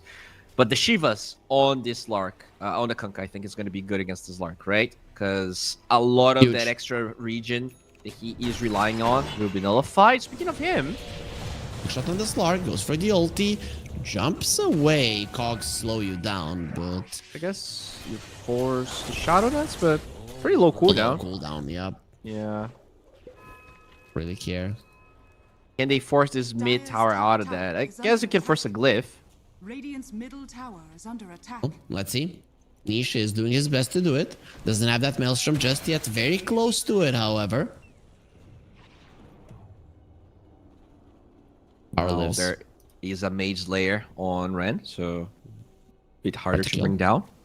Even though he's only 1200 HP, so not too tanky. He's been playing well. Like, there's Yeah. no doubt about it. His spell usages have been on point. Still poking at the tower. They're holding on to the buyback. On the Slark has the ulti. Luna is Arrow being caught on the missed. other side as well. YoY just not expecting it to run. However, he does have the second ulti to be with. YoY surviving a little bit longer. TP's out. Not gonna be long. The Kunkka. That is your main team fighter. Without him, you do not go for an engagement. Just run. Oh, it's a Shadow Fiend though. Might be dead. Niche is just doing way too much damage. This time around, he has a haste rune. Last time, it was a DD. This SF Solar can't flare. get a break. Arrow, perfect. He gets the connection. You're hoping for those misses. You're hoping for the trees to be taken down. But this Mirana, not a lumberjack, but a murderer. Dude, Nish is zoning so hard this game. Kind of Dire's top tower is under attack. harped on him a little bit in game 1, but this Mirana gameplay against the Shadow Fiend is just doing God's work, and this could even be another kill. Look how much damage he's outputting. The Clockwork arrow. should be connecting on the left side, but No he's hook shot. late. Yeah. Daytime comes. So when we have Luna on one side and the Slark on the other, who is happy when the daytime does hit? Probably the Slark, right? I think Luna, especially in a game you're playing from behind, you feel less safe. Whereas the Slark, because he's ahead, he's not dying, right? Even when it's daytime, he has so many spells. The chance that you can actually hit everything to kill the Slark is very minimal. Luna's farm is starting to ramp up though, right? In a couple of minutes, if it just continues to be a farm fest, the Luna will be getting ahead of maybe even everybody. I mean, we've been saying that for a while, though. He died 3 times.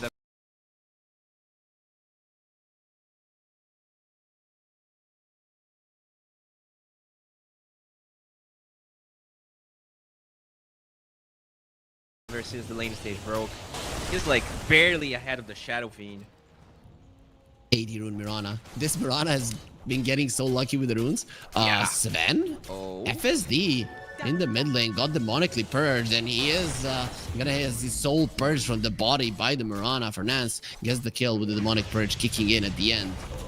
Atos on Flacco. Acorn shot does a decent amount of damage. Not enough to threaten anybody's life. SF needs to run. Structures are fortified. Blink dagger. They have a TP. They didn't find him. Still though, they can get this tower. Oh, look at that. Luna Aura with Radiant amplified structures damage. are fortified. Yep. Dire's top Almost tower 300 damage is on the under Mirana, and that's without the solar flare. Yeah, you're going for this tower. There's no way that the backdoor protection will kick in time. And that's the thing. The plays that Passion can do as a team seem much easier to execute than the ones Hydra. Like, Hydra needs to win fights to do anything, whereas Passion, as long as you group up and you have enough heroes. Oh, mid lane. Where's the axe? Get it. Ren turns around on Fernance. Disruption immediately, not to give him too many stacks. Ren is getting quite a lot of them. Move stomp stun. They have found the perfect target. Fernance is somehow still alive, living through it all. Now I have to run with the Stampede. It is going to be available. Kunkka coming from the side. Where's the connection? Torrent finds the Sven. The axe is there. But in the end, only bringing down the Sven might not be enough. I mean, what stops them from getting another tower? And now there's an Arcane Rune on Nish. This is... They're ramping up the pace here, and Hydra still not ready. They need the eggs on the Slark. They need BKB on the SF, but he went for such a greedy build, and now they're just losing tower after tower. Yep. At tier 2, they will be using a glyph. That's going to be opening up a potential push somewhere else in the future. Well, why did he apologize? Oh, he called GG. Okay. Yeah. Crimson Guard, not gonna suffice. I guess Spectre Protection, but it's still gonna fall. There's no way. Yeah, Oh, they don't found wanna Shadow fight. The SF, without his BKB, is in trouble. Gonna get pulled in by the cogs. This might have been too deep. Hoof stomp, amazing. Again, the Shadow Demon is surviving with all the defensive items, and the Sven is the first one to fall. Kunkka in some trouble. Rana going forward. You want Holy all crap. the hits. And the arrow gets the vision on the high ground to finish off the SF, losing the Kunkka in the process. Actor next to the menu doesn't have the Stampede, but he does have the Depth Shroud that will protect him for the time being and gets out in time. Still, you lose 2 heroes. You only bring down the Kunkka, and the tier 2 tower in the mid lane is a big deal. Dude, when they group up, you're just not taking this fight. That was a fight without Eclipse. That was a fight where you're just diving a tier 3 tower with a 2k gold lead only, and Hydra can still do anything about it. Big items are coming though, right? The BKB on the SF and the Ags on the Slark. Ags on the Yeah, Slark but pretty much are they done. gonna be available before Roche gets taken? Because I think they can go for it right now. Yep, go. You have the Solar Flare. Get it as fast as possible. Get it now. I'm not using the Solar Flare. Come on, Niche. Don't need to. That's Yeah. how confident they are. Tower is under attack. Yeah, Hydra not coming over. They're gonna be fine. They need to farm the items, as I said, so they will be focusing on that. And Shadowfiend still needs 1400 gold. Slark needs 500. It will take some time. And finally, Luna will be protected. I mean, in the last couple of fights, it didn't seem like they could bring her down. It is gonna continue to go that way. I don't necessarily like this, that neither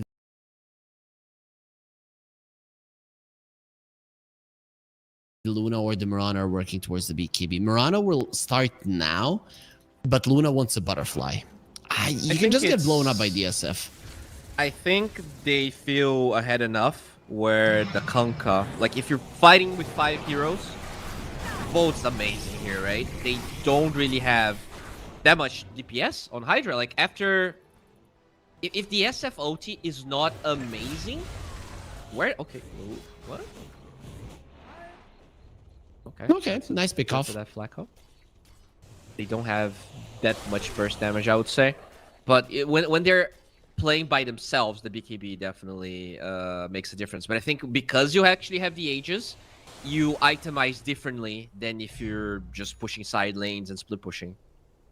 Luna has committed, already gone for the Eagle Song. Has the Hurricane Pike. That is a nice one. Mirana hasn't finished hers. Still staying with the Dragon Lance. Yeah, it does have BKB queued up, so maybe Nish will go for one. Could just get a Chrysalis though if he wants. Yep, Crystallis is just such a value item, especially on the Mirana. But he's gonna be having a crit on his level 20 anyways. Oh, they see Ran. One. And they get that X. Ooh, jumping the gun. I think if you get the X from the fog, you might get that kill. Yeah, Slark hasn't died a single time. This is the thing. TP out. Dire are scanning. Ooh, if Flacco had known. It's okay. It's okay. Oh yeah, So if they're you gonna- say so. They're gonna start getting the towers on the top side. The Luna is joining them. Nighttime for 4 minutes. Aegis up. This is... They could even steal the Tormentor as well if they want Do to. you poke high ground maybe? I think you do. Sven is coming over to cut the next wave though. He understands the dangers since they do not have a glyph. Radiant's top tower is falling. Yeah, and so even if he cuts that wave, if you go straight up, you can still force the tier 3. If they go Tormentor, then the wave will die. So we'll see what the plan's going to be here. TP is coming in. They're expecting the Tormentor play. Radiant's top They are. They definitely are. They need a ward though. Goodwin has one. Too fast. Too fast. As Batyuk. Ooh. Close. The chase is on. You need to smoke and run away instantly from this position, TPing away on the Luna as well. It seems that everybody gets out free. You get a tier 2, you get all of the other towers, steal the Tormentor, give a shard to Fernance, which is beautiful. Yeah. Big. Everything going their way here. Fernance will be found. Has that Has a glimmer glimmer, though? okay.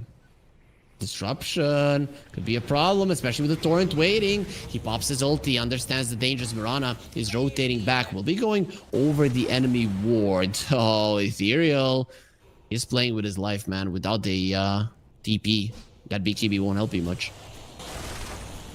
Alright, so do you still want to poke high ground here, or your farm if this... You're okay with this farming Aegis? Still a minute and 30. Yeah, I don't think he's gonna finish the butterfly before the Aegis expires. Anna disconnects. I think this disconnect saved his life. If he hadn't disconnected, he would have went on a wave and then stun into a Requiem. You die. This way, there is a good chance that he lives. Yeah, you're right. That's a level 18 SF. Kayasha will probably die. Lucky.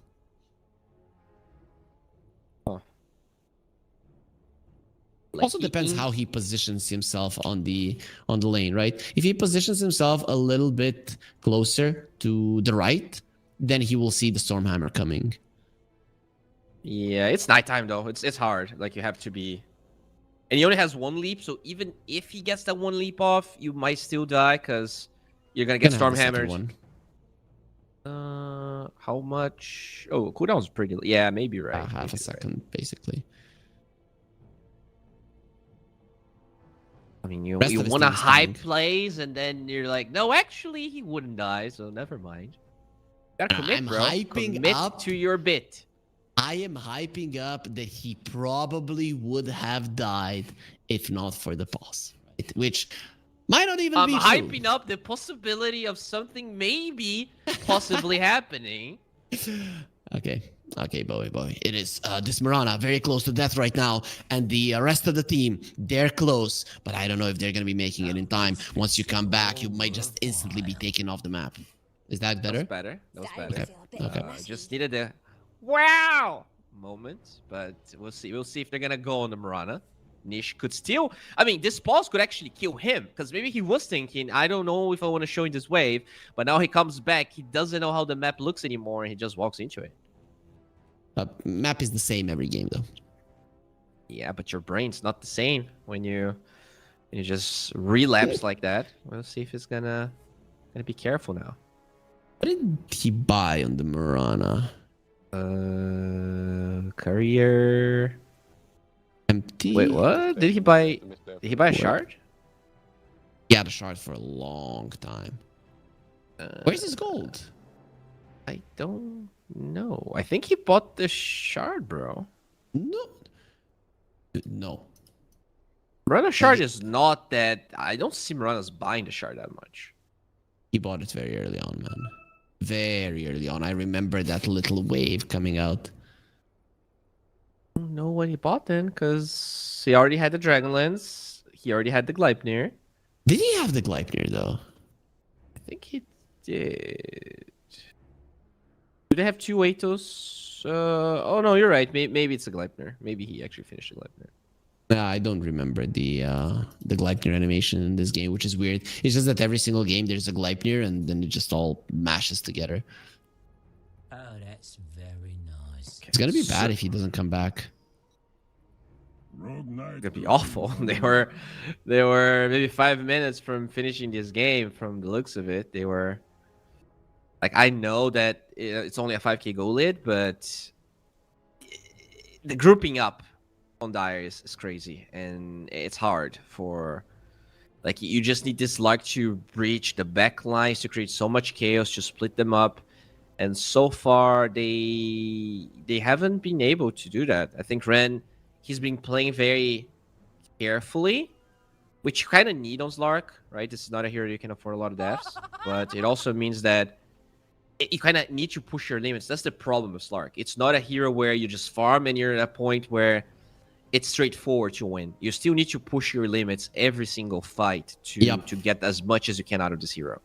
Yep, it's worse than playing a Morphling, man. It's kind of similar to Huskar, right? You always need to be focused with the Slark. Though, with the Slark, you're focusing more on surviving than you're focusing on dealing damage. And by doing that in a long enough fight, you will win. Yeah, it is true. I remember back in the day when I used to play carry, I asked Costa Bill. Do you remember him? Like, he's a Brazilian player. Of course, I know Costa two Bill, times. man. Yeah, Some people so call him Costa Bile. So. Yeah. He's a big Slark player, and I was like, man, I really want to learn Slark. Like, can you teach me? And he was like, bro, Slark is literally the hardest carry in this game. They're probably one of the hardest heroes in this game. I don't think you should learn this hero. You would get more out of your time learning any other hero. And I was like, oh, okay.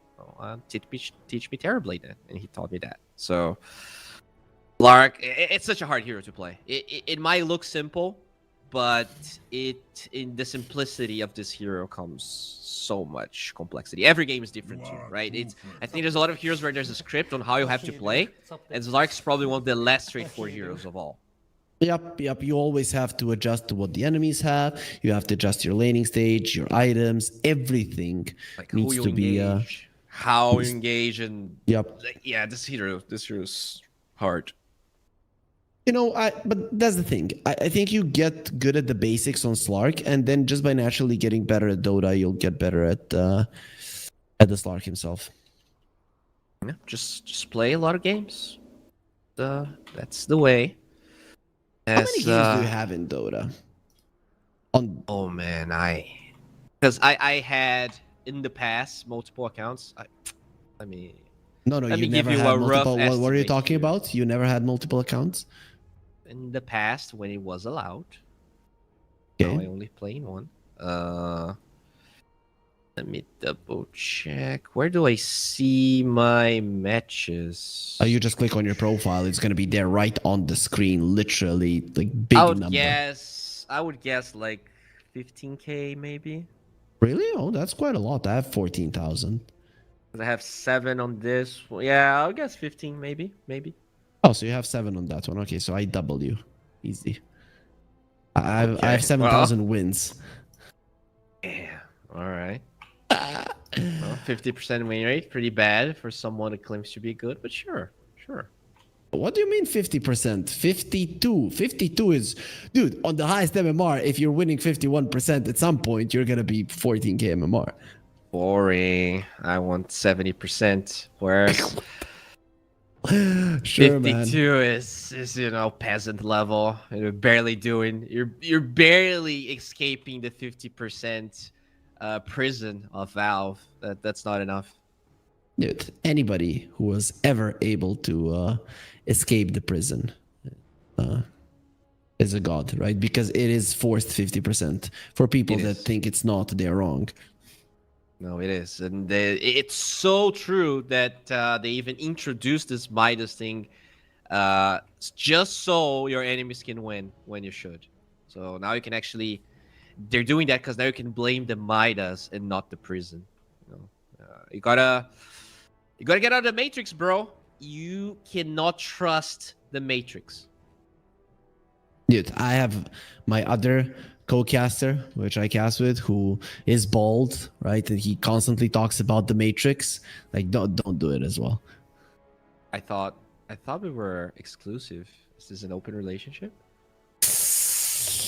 Oh boy, this is an uncomfortable talk. So, Miranda, please come back if that's possible. Yeah, well, I thought we actually had something going on here. Let me just check. Are you? No, you're not. I'm casting with Rob Yeah. in a different tournament. So there's more than one, because I know Rob's not bald. Who are you even talking about? What? Okay, not Rob, dude. The Automo is bald.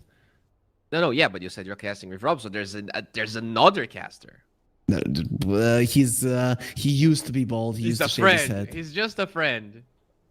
Yep, exactly. So listen to this. Listen, I'm starting to think that this is a joke from production, the info that I got. But listen to what is happening. The computer club is refueling the alternator. 5 to 10 minutes are needed. What? The Oh, okay. But still playing on. Do you know how much gas that is? the hamsters need a break for them to start repowering the computers. So we're gonna feed them some rations, and after they're well rested, we'll be back with the game, guys. Don't worry. It's so cool, right? So they are in Ukraine and obviously have a power outage, but it is awesome that a PC game club is just making its own power, man. That is.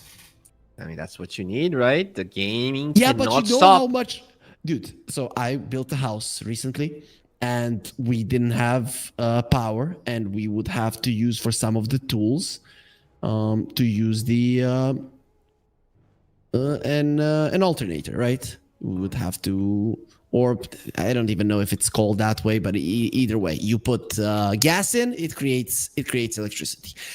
It slurps the freaking gas, man. It's not that much power that we needed for some power tools, right? One person using. Imagine, let's say you have 50 computers. Nowadays, PC game clubs, they have 100, 200. Like, what the hell? Yeah, imagine how loud it is. But there you go. It did work.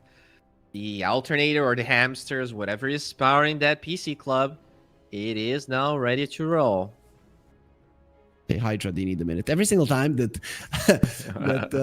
they've tried to start the game with passion, the Sven is just 1 minute. So hopefully we do get back into the game. That was a fun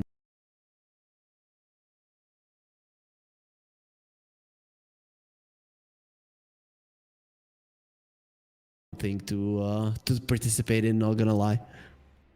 Oh yeah. Now let's see. Well, do you want to bet if Nish is gonna die in the wave there? Sure. I'm saying he's not gonna die. I'll say yes, just for the fun. Oh, Yep. okay, they instantly ping where he is. No, get the hell out. Dire's I don't In know fact, how now losing who is might fun. be dying in this position here to Gleipnir? He found the SF. BKB gets forced. And no TP. Yeah, it goes through. When had missile there, could have probably get the hook shot off. And now BKB on the Mirana. Aegis is going to expire, but there might be a timing here for them to force, knowing that the BKB is down. And the wave didn't get cut. Not the first one, at least, for FSD. So they will have creep wave in 30. Dire's top tower has fallen. The creep wave is coming. Glyph is available though. Right, so Radiant's oh, there was a creep wave in the mid lane. So they're gonna start doing quite a lot of damage. You might have to glyph this now. We all know what happens when a tier 3 falls versus a Luna lineup. And they're saving the solar flare, so they're gonna have it. Still 30 seconds. Dude, you can actually get this lane in 30 seconds for sure, unless they force Ren a went fight. in. Ulti being used, getting some stacks already. Jumps out, arrow off the mark. The tier 3 tower is dead. Radiant's bottom tower has fallen. Okay. Butterfly delivered. 15 seconds for the Aegis. Is this really a play you want to make? Depth shot being used. Gleipnir connecting on the Luna. Standing her ground. Aegis will expire in 5. And there's the hits from the Mirana. Oh, Hook shot on the does backline. not connect, but the arrow does. They need the damage. Ren will pop the BKB. Same is true for the Mirana. Now Nish turns around on material. He knows there's no BKB on him. He's going for a TP out. Mirana didn't want to fight any longer, so will be leading his team in a 4 versus 5 scenario. With his ulti also expiring. Slark going in. Getting his ulti back once again. Glimmer Cape on Luna, no vision for the time being. SF, no ulti, but they were just to leave Flacco to die as Ren is going for the chase. He will have the defusal, perfect torrent. Dark Pact does take it off. Let's see how fast we can get on top of them. Slark has that night vision. Mirana is going to be rotating back. Torrent does connect. Dark backed off immediately. Arrow. Some of the poison stacks Oh, are finds coming. the The arrow mark. does connect onto the Slark. Now they just threw it around. He needs help. He needs help now. The Hoofstone might be able to do Oh, it, the but he crit. gets taken out. Nisha to the high ground. He gives so much vision to his team, and from the high ground, he's going to be making sure that Came through. Imperial is dead. Disruption on the Centaur Passion UA. They make a perfect fight. That arrow connecting on the Slark. He's so mad about what is happening in these fights because Nisha is getting the connection every single time. What a performance from the mid laner of Passion UA. It did look questionable in the beginning, but great connection. They were able to just lure Hydra in. I mean, they needed to get something out of that, right? Because you've been scared of these Aegis for 5 minutes. You see this hero TP now. You feel like you're gonna be able to outnumber them, but unfortunately, just Passion playing really well. That one arrow into the Tidal Wave, so perfectly executed. And Tidal Wave is not an easy spell to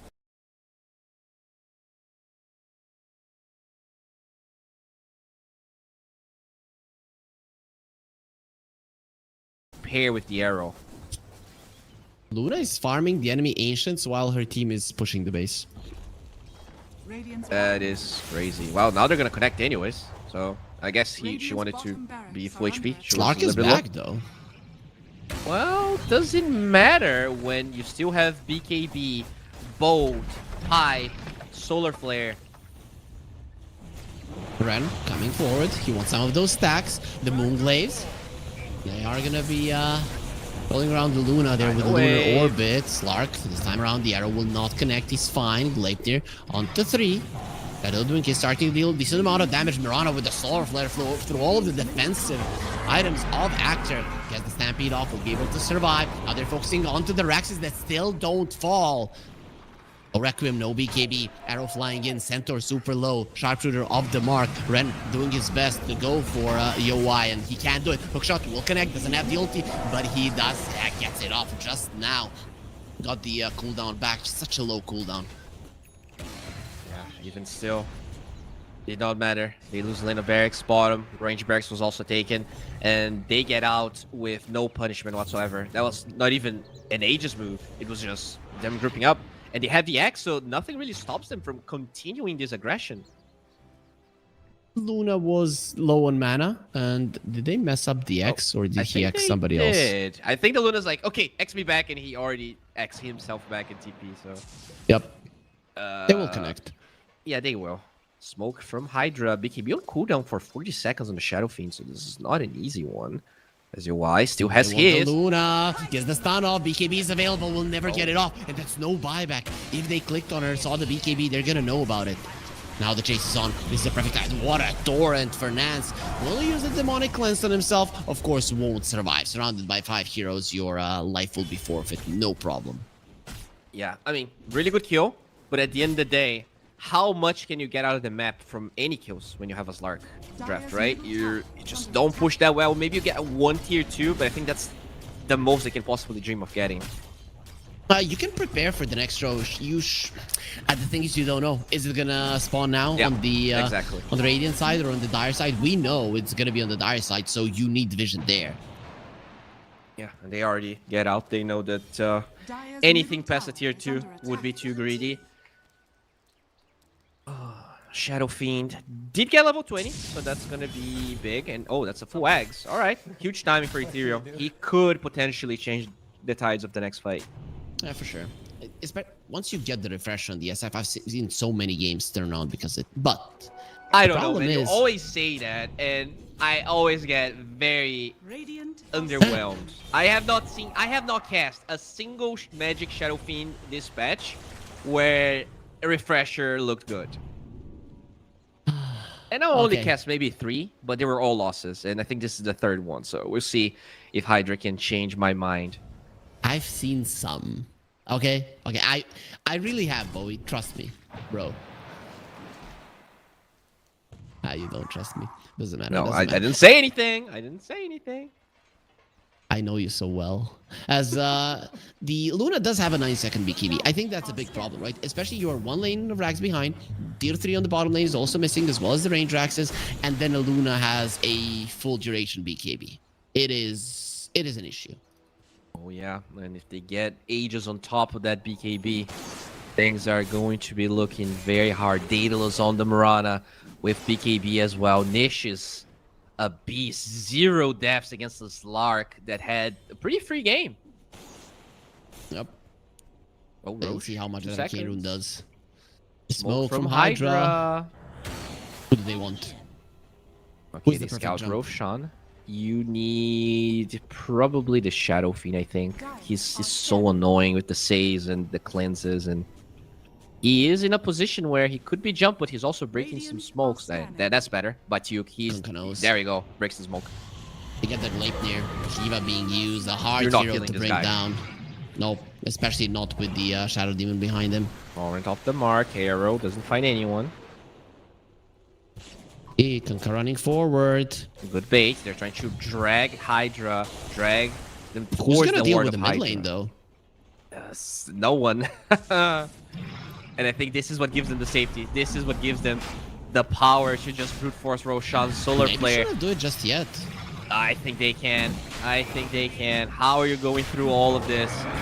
It's just not gonna happen. Stampede forward and they don't go into the pit. Now the bolts are gonna be flying in, especially with that Aghanim. Everybody's gonna be drenched in rum. Bastion not taking that much damage, and they do have buybacks with the outpost. Look at those cogs. Inside of the cogs, they found Ren. He needs to jump out. We'll have a pounce in a second. Ethereal gets found because the Torrent gives them vision. And now he's gonna have to fight. Niche does die for the first time in this game. The bad thing, though, for you is he has an Aegis, 4 heroes down, 2 of which don't have buybacks. This could be game over. This could be tournament over for HYDRA. Yeah, it does look that way. You can X everyone back, so we see the value of that Kunkka. Just getting some healing, buying a salve. Yeah. They even have creeps in the base, so there's no backdoor protection. UI, no buy on the Shadow Fiend, I think is the biggest one. Okay, so you have the Hoodwink. The hero does contribute solid amount to damage, but I don't think you're stopping these two heroes. They just do way too much. And tidal wave back. You just want to ignore this guy. He just wants to waste your time. What you can do right now is get mega creeps for you. How do you ignore him? Slark? Oh, yeah, I meant the Kunkka. I meant no, like no. the Kunkka, yep. Yeah. They're going for the throw. They don't even want mega creeps. They want the game to end right now. Oh, there's a Crimson Guard here, so it is going to be a bit slower. There you go. Should probably go for the bottom side. And the Crimson didn't catch that. Oh, Double goal stop while they're flying. One with the Hurricane Pike, the other with the leap. Ren comes forward. They will be dealing with the Raxus first. SF is back. Bolt's flying in. The Rum again. You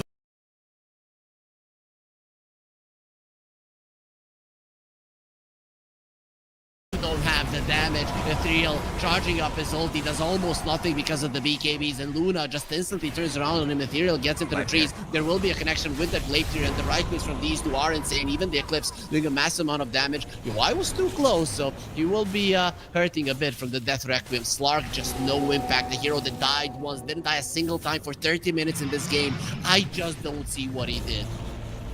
I mean, he's annoying, right? But it's so hard for him to commit in this fight. Actor. I guess that's not the hero you want. Connects. Ren trying to make something happen. Disruption. The two supports saving each other. Why not taking any damage because of the lunar orbit, and the Slark has to run away. He doesn't have a single ulti. The ult will connect. 5 seconds for him to be able to pounce away. They do have a force staff to make sure the hook shot does not connect. Slark will be fine. Hiding behind the tree, getting his HP back and his cooldowns as well. Alright. Still holding on. 0% win probability, but you gotta try. Gotta find a way as they get into Ren. He has 36 stacks. I mean, Slark is dangerous. Hoof Stomp connects, but a Tidal Wave pushes him away. Shadow Demon has been found. You have no vision. The Glimmer Cape gives him invincibility as Ethereal already uses ult. Here comes the Bolt Magic. He doesn't have the run, but now he'll be having a Solar virtually unkillable. Tidal Wave washes the Slark out. Not too good of a swimmer for a fish. And with the axe, you will come back. His second death is soon to come. And with 84 seconds on the sidelines, there is nothing else left to give. HYDRA are out of the tournament. Yeah, I mean, we talked a lot about it. I feel like this draft was even harder for HYDRA to take the win. Way too much synergy. This Kunkka with 2 ranged squishy heroes is really strong when you go for the auras. And you have the Solar Flare on top of it. This Luna struggled, but when it mattered, when she got enough items, like, I don't think HYDRA played the fights particularly bad, right? Sure, you're behind in gold, but even if they were even, those fights are incredibly hard to take. The group up of Passion is too hard, and I think they messed up in the draft. Twice in a row, man. Twice in a row they messed up in the draft. Was it a mess up, or did Passion just come up really prepared? Do you think that HYDRA had a hero pool necessary to deal with what Passion UA did?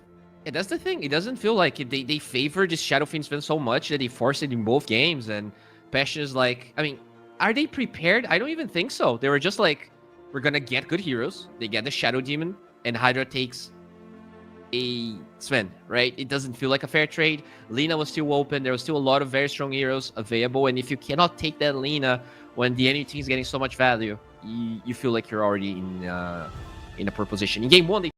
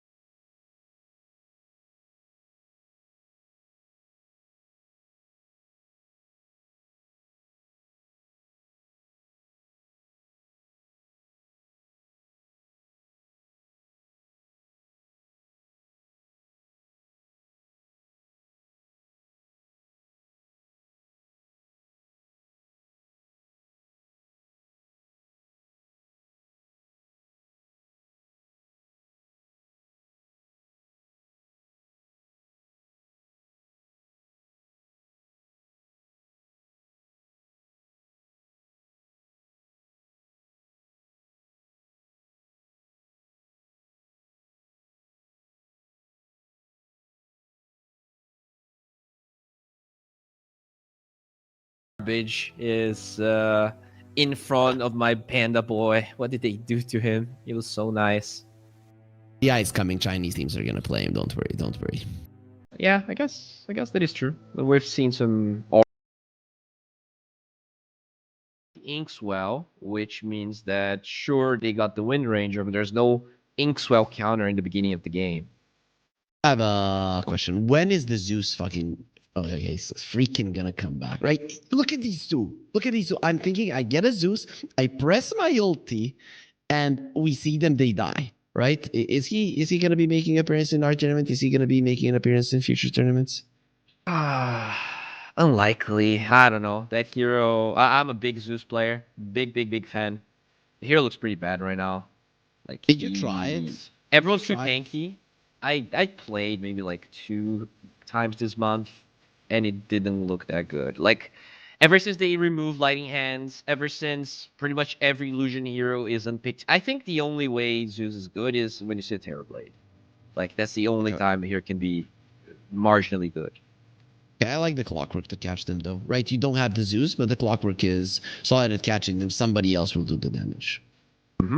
Decent vision, decent catch, works well with the Monkey King, and ooh, okay. So that is a flex here. Sniper and Monkey King flexing between 2, 4, and 1 somehow. I guess one Monkey King.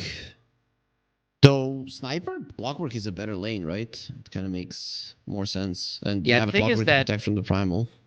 I actually think it's going to be a Wind Ranger one. I Because get it. to me, And when I maybe see Sniper mid. Primal, yeah, whenever I see Primal Grim, you want to see those heroes together, and you need a hero that can keep the distance. Usually, it's Murana, Wind Ranger, or Morphling. Morphling got banned by Nightpole, so Wind Ranger is pretty much the option they have. Yep. And if you put the Primal Beast into the mid lane, there's going to be a Monkey King there. Okay, so when you see a Dragonite, let's say he's in the mid lane, but he can maybe be a carry as well. Would you rather lane a Monkey King or a Sniper versus him? I think Sniper's better. I think Sniper protects the tower better. But it depends on the team, right? Because Monkey King can rotate really fast. So if your goal is to play fast, I think Monkey King mid is better.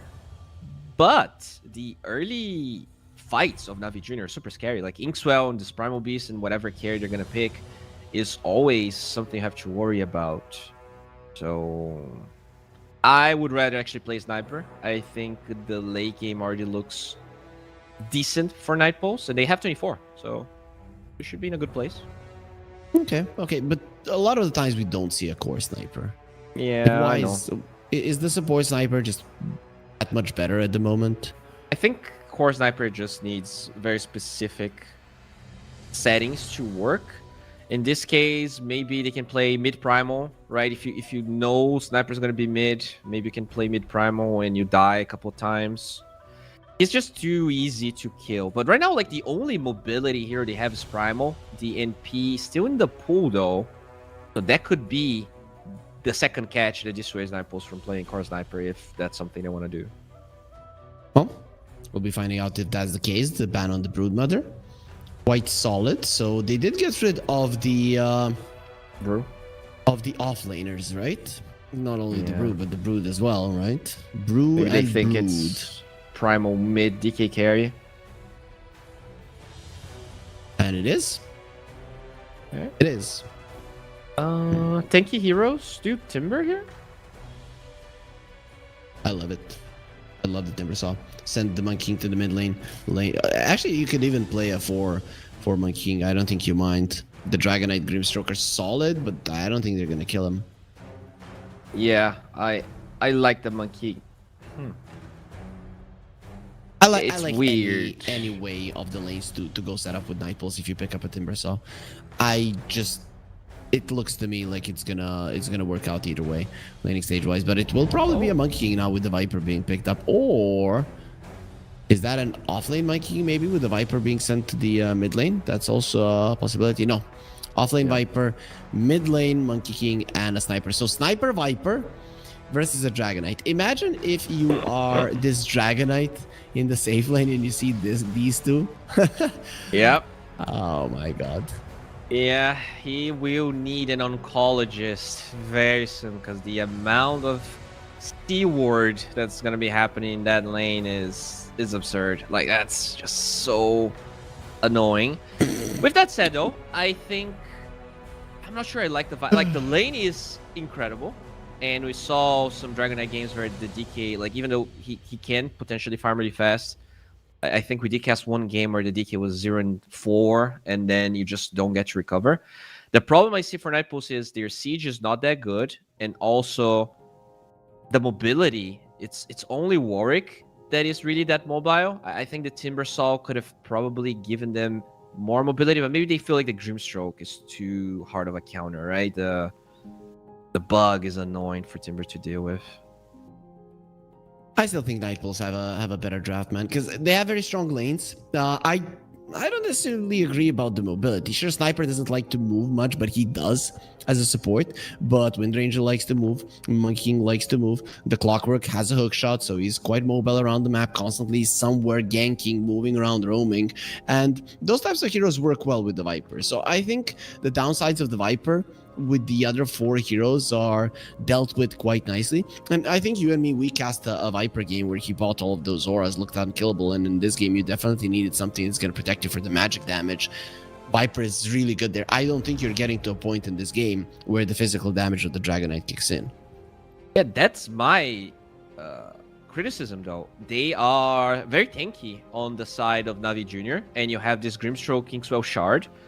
I think if you go Aura Viper, you might run out of damage unless you're extremely ahead, which they could because of their lanes. But, you know, 3 melee strength cores, when you don't draft that Timber and you have Inkswell Shard, that can be scary.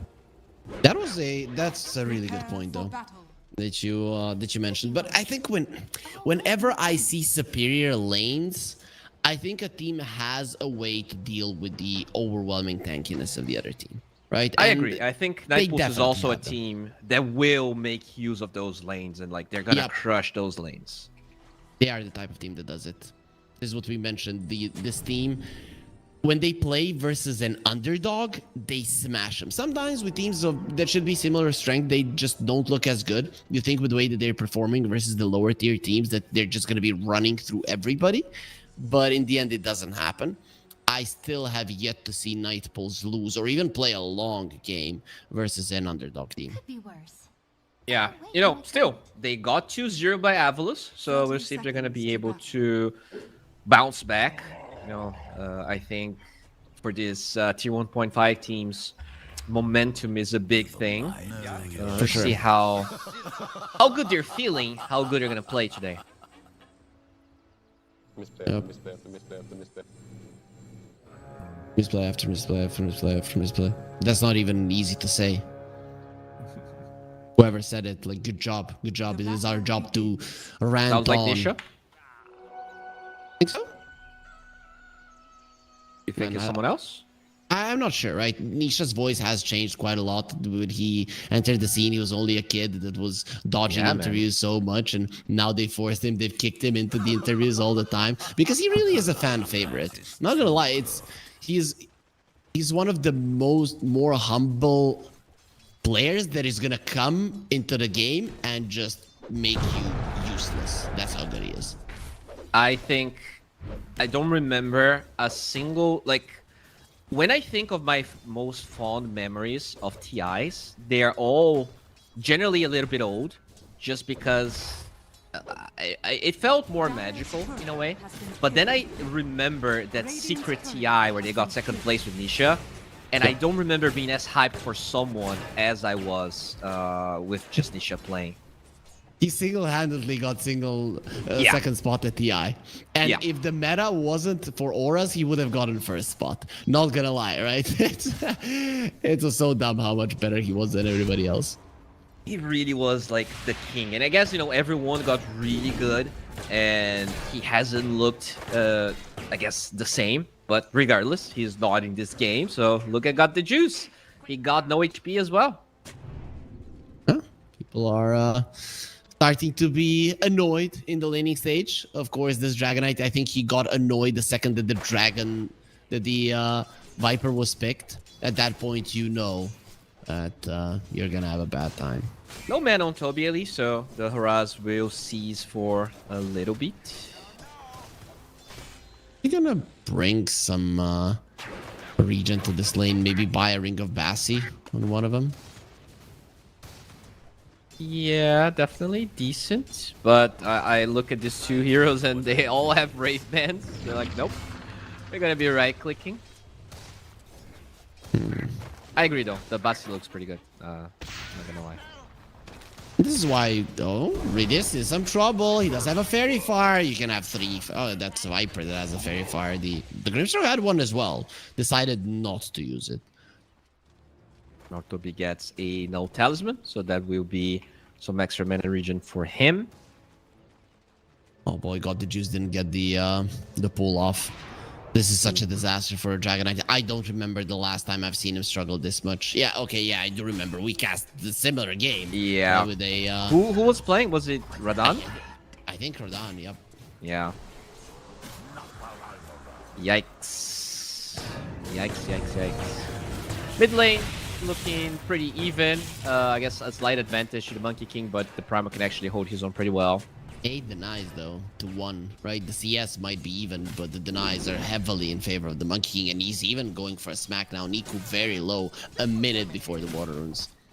Yeah, once he gets level 4, it gets a bit harder for the Monkey King to really get on top of you. Doesn't have boots yet on Warwick, and looking at the lanes, I mean, exactly how we expected, right? The Dragon Knight struggling immensely. Kind of an advantage for the Monkey King, but not that bad, honestly, for Niku. Because Primal Beast only needs levels. Oh, is Niku gonna die now? Monkey just outplayed the hell out of it. Wait, he got second point trample. That's so weird. Yeah, he's gone. Got him. He even gets the trample off there right next to Warwick, who's going to be more than happy to go for the Orb of Venom without the boots. He managed to run down a Primal Beast with the boots. He canceled his onslaught, wasn't on the screen, but still beautifully played. Very interesting. Yeah, that's now a convincing lead for Warwick. So yeah, we have 2 lanes with solid wins here. Exactly what Night Pulse was supposed to do. So far, so good. Yep, looking awesome for them. Niku gonna be getting a water rune. Does use just some mana for it, so it's not gonna be too bad. But this lane is gonna become a disaster, and even more of a disaster than it already is. Speaking of, DOTA2 getting some CS under the tower, not half bad. A pull comes through. A lot better than at the start. Get 16 CS out of nowhere. Very nice. Thing is, they got a pull as well. Radiant structures Toby are has, fortified. I won't say full mana, but 2/3, so more than enough for DOTA2 to feel threatened in the lane. Oh, Redis. This could be his death. One more. DOTA2 going for it. He comes over to save Ridis' life, who will survive because of it, but it does cost him pretty much 80% of his HP. Has a healing salve. Will get back to full. Top lane. Double Timing kill. gets taken out. A double kill for PMA. Hawks coming in handy, dive bombing from the air, getting the kill. Nicely done. Yeah, they really need that, right? All of their other lanes struggling immensely. You need some pressure to be expelled somewhere, and top lane is where they're able to do it. PMA going for the eggs. No surprise. I think this game is all about being tanky. Yep, you talked about the potential damage problems of Night Pulse. Well, with that, they're gonna have even more of them. Toby is going for the arcane boot, so just wants to continue to dominate the bottom lane. He may gonna get caught. Though. Tower is under attack. They will be trying to kill. This Beastmaster does use the Hawk. Healing Lotus being used. Power Shot getting him even lower. One more hit. There it is. Till the end, he secures it. And the second Healing Lotus will be going towards Kami. Now, they do scout out the Rubik with the Rocket Flare. And Kami decides creeps more valuable than Daze's life. Yeah, that's the problem. The Primal Beast tried to rotate bottom as that was happening, but there's a ward on the Radiant Big Jungle. So Nico cannot really rotate without being spotted. Really good ward that you wouldn't expect. So the Primal struggling to really alleviate any of that pressure. And if he stays mid, he's going to be struggling no matter what. His top lane. Oh, Clockwork didn't go for the expanded armature. You wanted to see it, and it's here now. Yeah, Okay, I'm looking at those never cogs. expected. Yeah. Yep. Oh, Primal Beast, we talked about his rotations. Kami looks very much dead. He heard the Primal Beast roar. And he knew that his life was going to be coming to an end. The Monkey King is here. It is dangerous to be in this lane. Very easily, they take you down from the trees and you die. He's a catapult. He would never be scared. As Warwick going forward, gets the Jingu. Still, this is a lot of heroes here. Dude, Ethan, you're gonna be so much trouble. Who's stuck with who? He's gonna be pushing those cogs, and the Primal Beast doesn't care. Nico gets himself a double kill. Night Pulse force a play for no reason. It was just so obvious that was a bad rotation. Yeah, he forced that so hard. I guess expecting the Primal Beast to have retreated, but no. Gets punished. Dude, Inkswell is so good this game. We're mocking, let's say, the Oracle ban, but it allows this Grimstroke to be so powerful. Like, you don't really get to pick this hero because there's so many good dispels available at the moment. But yeah, Ridis kind of set up to really enable Nico this game. That is a huge deal, especially for the Beastmaster as well. Look at him, 4K net worth. I mean, yeah. That's gonna be 2 components of his Aghanim Scepter pretty much already done. You very rarely see that 8 minutes into the game. They're gonna get another kill. Monkey King dies twice in a row. Night Pulse. Some cracks in the armor starting to show. As the end wants to get this rune, will not get it. Kami roared. Yeah. There is gonna be a Dime Bomb fairly soon. He's gonna turn around with the Focus Fire, thinking that he can win this fight. You're not winning. There's just too many units. Mid lane though, Nico will die. I thought the clock was going to, but Toby with a clutch GP mid lane. Yep, makes a play. You need to be making those plays. And he will be going for a mech on the Viper, so we are going to be seeing an Aura Viper. We'll see which ones he prefers. Do you like Guardian Greaves in this game? And not necessarily great, right? But the mech is fine. Yeah, like, it doesn't really help you against the Grimstroke bug, right? That's one silence you cannot dispel. I actually hate Greaves. I think you should probably go mech something else. That makes sense. Now they're targeting Toby. Want him dead. Night vision from the sniper. Toby, he sees the Primal Beast coming, but seeing and doing something about it are 2 completely different things. Healing Lotus being used. Not enough to save his life. The Cogs got the juice caught inside of them. The 2 supports. Let's see if they have enough damage. He has level 6 with the hook shot till the end. Same level as the mid laners. Nico's so fat, he blocked the Dragonite. Oh, I guess he was dead anyways, but you know, still want to go with the fat joke. Makes sense. This is why you should hit the gym, guys. So Primal Beast, you know, he looks like he lifts weights, but also doesn't say no to a cookie. Yeah, he's a power lifter, right? Yep. Or a strong man. To go with either. He's a beast, so a strong beast maybe. It's a better word. As PMA already has those 2 items, and in fact, he is pretty much close to his 3rd one. This Beastmaster is gonna have one of the best early games I've seen from Beastmaster in a while. Middle tower is under attack. Yep, this is gonna be very early. And then we look at Night Wolves. You talked about their damage issues. How do you kill him? I don't think you do. You have to ignore him. But the problem is, if the eggs is done easy on the Beastmaster, you can Roche, and then you're gonna be knocking on their towers. And how do you ignore that, I guess, is the important question. Well, they're gonna smoke around, maybe try to punch the Beastmaster now. They should. He really needs to die. He needs to die maybe even twice in the next 2 minutes. It's a necessity. In a very good position. PMA knows. He smells. Yeah, look at those boars just blocking the path. Oh, they get a hook shot forward. Monkey King comes over to him. Bound strike as well. No Wukong's command, not even needed. Kami gets the kill from afar with a power shot. But look at that ulti. It's amazing. They don't even need the double pulverize. Just the trample and Inks will do the job. Janter, well, they're gonna smash the sniper into the ground. Hello, little buddy. And that is gonna be a stolen shrapnel, if I saw correctly. Rubik will give up on his power shot, but it was expiring. Some really big spells that he's getting this game. Dude, this is really bad. Like, you killed the Beastmaster, but that was such a high price to pay. Dire's structures are fortified. Yep, he was very deep. And they were ready. Navi Jr. knew that that could happen. That's why they came over. They just didn't think Night Pulse were that crazy. This Grimstroke, like, this is the 2nd TP reaction from him that really makes a difference.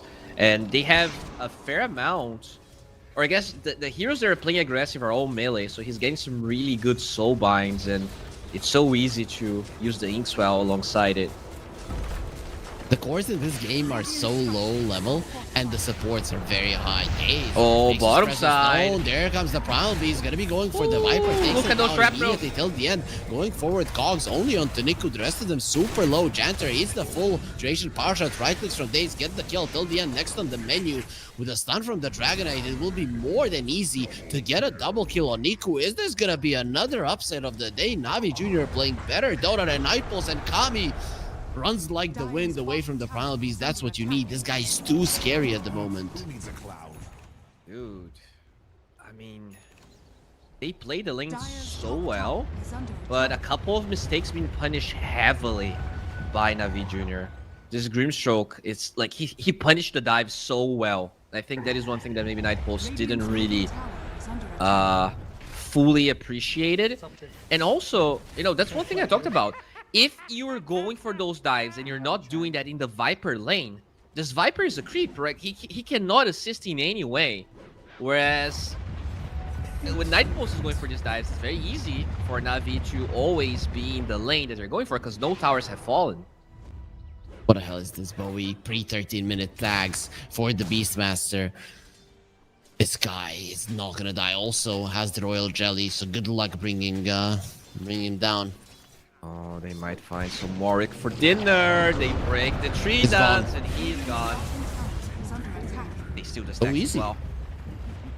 It is so easy for them to keep getting these kills and Nightpulse at this point in the game. They're not tanky. They don't do particularly high damage. This is Navi Jr. I spoke too soon. Their early mid game is looking amazing. Dude, it's so crazy, right? We talked about the Oracle, and like, okay, yeah, they want to force this Wind Ranger. Nightpulse needs to pick it, and they do. But that's the biggest debate ever, because then this Primal gets enabled so hard by a Grimstroke that has no counters. And yeah, I think, you know, this is the type of cheese that the normal viewer wouldn't be able to appreciate. Because it's kind of cheesing the bans, like in the way that you would expect the priorities of Navi to be. I'm not sure they're going to be able to do this game too, but I'm very impressed by how Navi has been played so far. They didn't even win this one, but it is looking very convincing. Yep, I mean, the win probability is already under 30% for Nightpulse, which is amazing for Navi Jr. They've been losing versus Well, Team for so long. already They on even have a Days. 4-staff on Days already. He's still gonna be dying. Shaka Shot connects onto the Totem. Ridis gets a double silence. Niku onto the high ground. Didn't want to go forward. You understand. You have a big lead. You lost one hero. It's okay to reset. Mind you, this is pre-Inkswell Shard on Ridis. He pretty much has the gold for it. Guys are gonna try and defend this tower. TP from the DK even. Okay, should be fine. Okay, this was a good play from Nightpulse. You get a kill. You force out some TPs to the mid lane. You disperse. Yeah, exactly. With that said though, got the juices recovering. He is now 1,000 gold ahead of the Viper. He is on his way to a Dragonlance. The Beastmaster, as we already established, is gigantic. The Primal Beast is gigantic. So, what's your play, right? Because if you're gonna go for a play now, you need all 5 of your heroes. And are they even ready to fight? Like, Toby is going for a pipe that's gonna take a while. I feel like the timings that Nightpulse would be comfortable fighting are pretty far away. Yeah, I think Navi Jr. just walk into Roche, right? Yeah. I would expect them to do so. It is on the dire side. There's no tower. You shove in the top wave. You shove in the bottom wave a bit, and you go. They have this catapult wave in the mid lane, so it will draw the attention of Nightpulse at least a little bit, as there is a lag. Yep, they'll be able to do it. Navi Jr. All of their players are Ukrainian. No, Days is Kazakhstani. Is that how you? How I say? He's from Kazakhstan. Let's put it that way. The other ones are from Ukraine. So we saw that there were some problems with the power. I don't know if they're in the country. Somebody can confirm. Borat from Kazakhstan? He is, right? No, Borat? the guy. Yeah, I know from the movie. Yeah, he is. Okay, he is. You checked? Because that's the only thing I know about Kazakhstan. Like, it's not an European country. I hear too much It about is a huge, beautiful country, man. Like Oh, really? every single Eastern European country, the architecture, you go there, it's insane, and they're incredibly clean. right? When I was in Ukraine, very clean city, Kiev. Then when I was in Russia, Moscow, very clean. When I wasn't in Belarus, but I know people who went there. They say like the streets, you cannot find a piece of paper anywhere, right? And I cast with the guy from Kazakhstan. His name is Kawaii Socks. He does I know cast him. for Russian stream. Yeah, he does Yeah, cast for cast with Russian him. streams. And then he told me like, I live in this city. You know, it's not too huge. I go in, it's like a multi-million city with just some amazing structures and super clean as well. So I'd definitely something that you should visit. Yeah, I haven't been to that many Eastern European countries. I think the only one I have been to is Romania, and I went for TI, and it that's was not awesome. a classic. It's more Balkan, right? Eastern Oh, really? Europe. Yeah. I thought it was Eastern Europe. Okay. Yeah, I guess you would more look at Eastern Europe, like the ex-Soviet countries, right? Is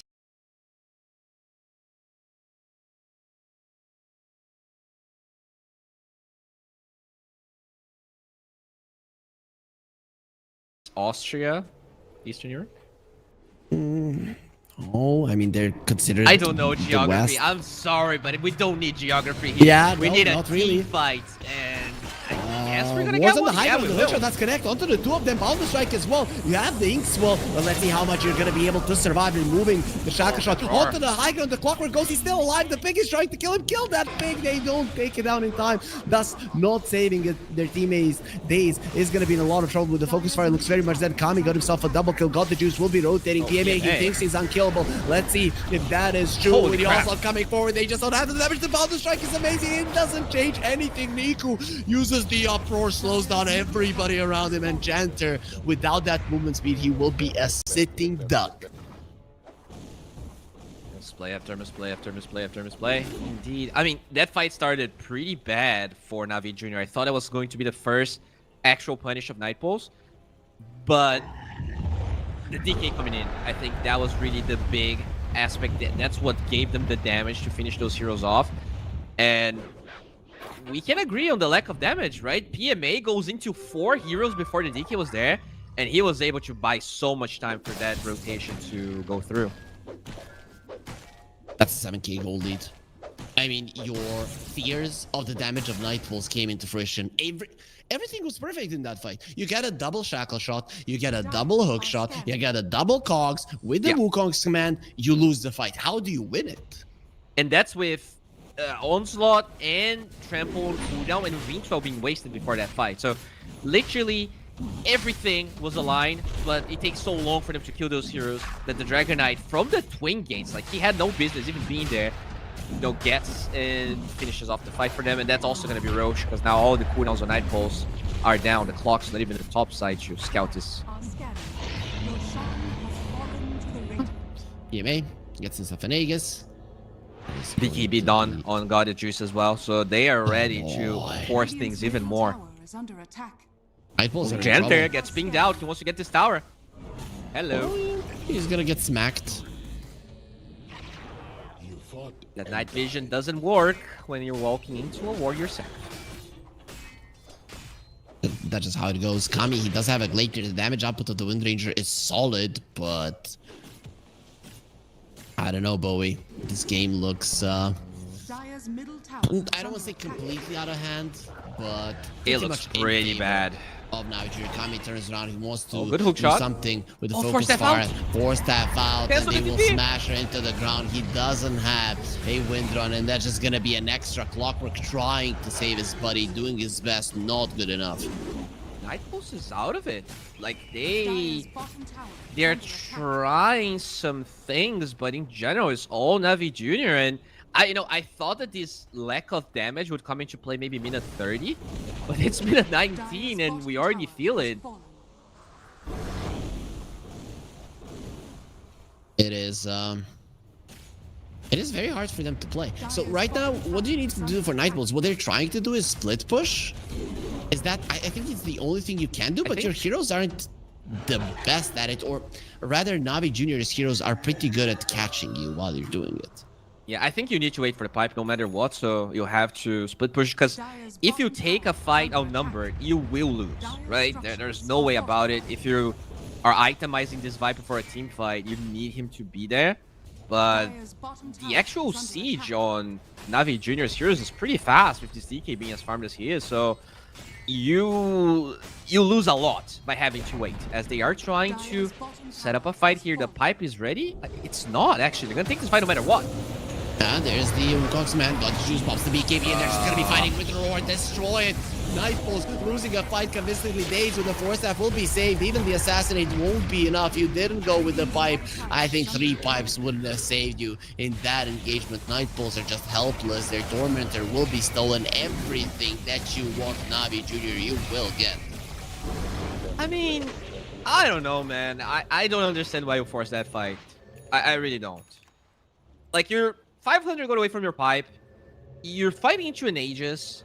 Like, is that all to prevent a Tormentor from dying? Like, your tier 2 is already down anyways. I feel like they're shooting themselves in the foot even harder. And maybe they just feel like, as if this goes later, it's only gonna get worse because of the way the Viper itemized. But, yeah, this is not the Night Pulse I've seen thrive.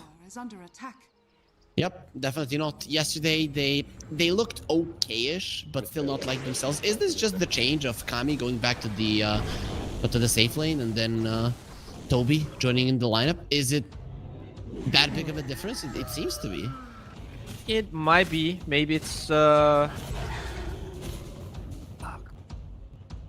don't know, man. I'm not sure it should, like, cause like he played well, right? Warwick did really well in the mid lane. The Wind Ranger did really well in the safe lane. Toby had a good laning stage, a top lane. That's sniper already. I don't think you have any business taking this fight. And once again, for the Wind Ranger, that is the one they want. With the Pulverize, there will be a dive bomb fairly soon, making sure he does not escape. At least the Clockwork lives. Just consolation prize after consolation prize, we can say, for Night Pulse, but it's not good by any means. Like, this is the thing. I feel like they're just not in the same page. This Viper has been trying to farm the pipe for the last 7 minutes. And, I mean, he's a Viper. It's going to take a while. Monkey King caught. Yeah, and they keep on forcing these fights. I guess... They hit TP out? Ooh. What pushed the Dragon Knight? No, I think he just he ran to Redis to get the Inkswell faster, but then Yeah, he was away from the range. I get it. It was just it just looked weird for a second, like his model was moving without the natural movements of the hero. Maybe it's just the Inkswell animation. I don't know. Maybe. So you've taken down one tier 2, the second one will fall for sure. There's the Wukong's command. Night Pulse, their ability to fight is non-existent already with the immense damage problems. The Rubik is ahead of the Viper in terms of net worth. God damn, yeah, this is bad. This is really bad. And he has a Solar Crest flying out to him, so the siege with no Aegis, they actually siege it after the Aegis expires. That's how strong they feel. Oh, they are pretty damn powerful. Forcing out Night Pulse to go back, it's gonna be enough. Got Yeah, the Shrapnel juice. is annoying. Oh, no. He wants Not to done. go. Yeah, Solar Crest is up. You have the Inkswell, as we stated. There's Force Staff to aid him. There's Mech and Pipe on the Beastmaster as well. This is not an easy one. Ooh, Daze. Force out the glyph. Monkey King is cutting the next wave. So that's they find a Viper. Having the cogs pushing away the Primal Beast, and the Viper was already found. Toby dropping low, will be taken out on the other side of the fight with the Pulverize. Is controlling so many heroes. You lose 3 of them. The tier 3 will fall, but the backdoor protection will be kicking in, and already Navi Junior. Can they do it? They should be able to. Come on. Got it. Don't stop. All right. What? I guess they want to make sure the mid lane doesn't fall. Okay, yeah, they're not going to be able to. Okay. Not a bad play. Okay, this is the actual first big play from Night Pulse. It's going to stop this, but they're going to make Genter play. It is a 23k gold lead, Bowie, though. It looks pretty insurmountable to me. I know it's a good play, but they're a Dota team. They're bound to make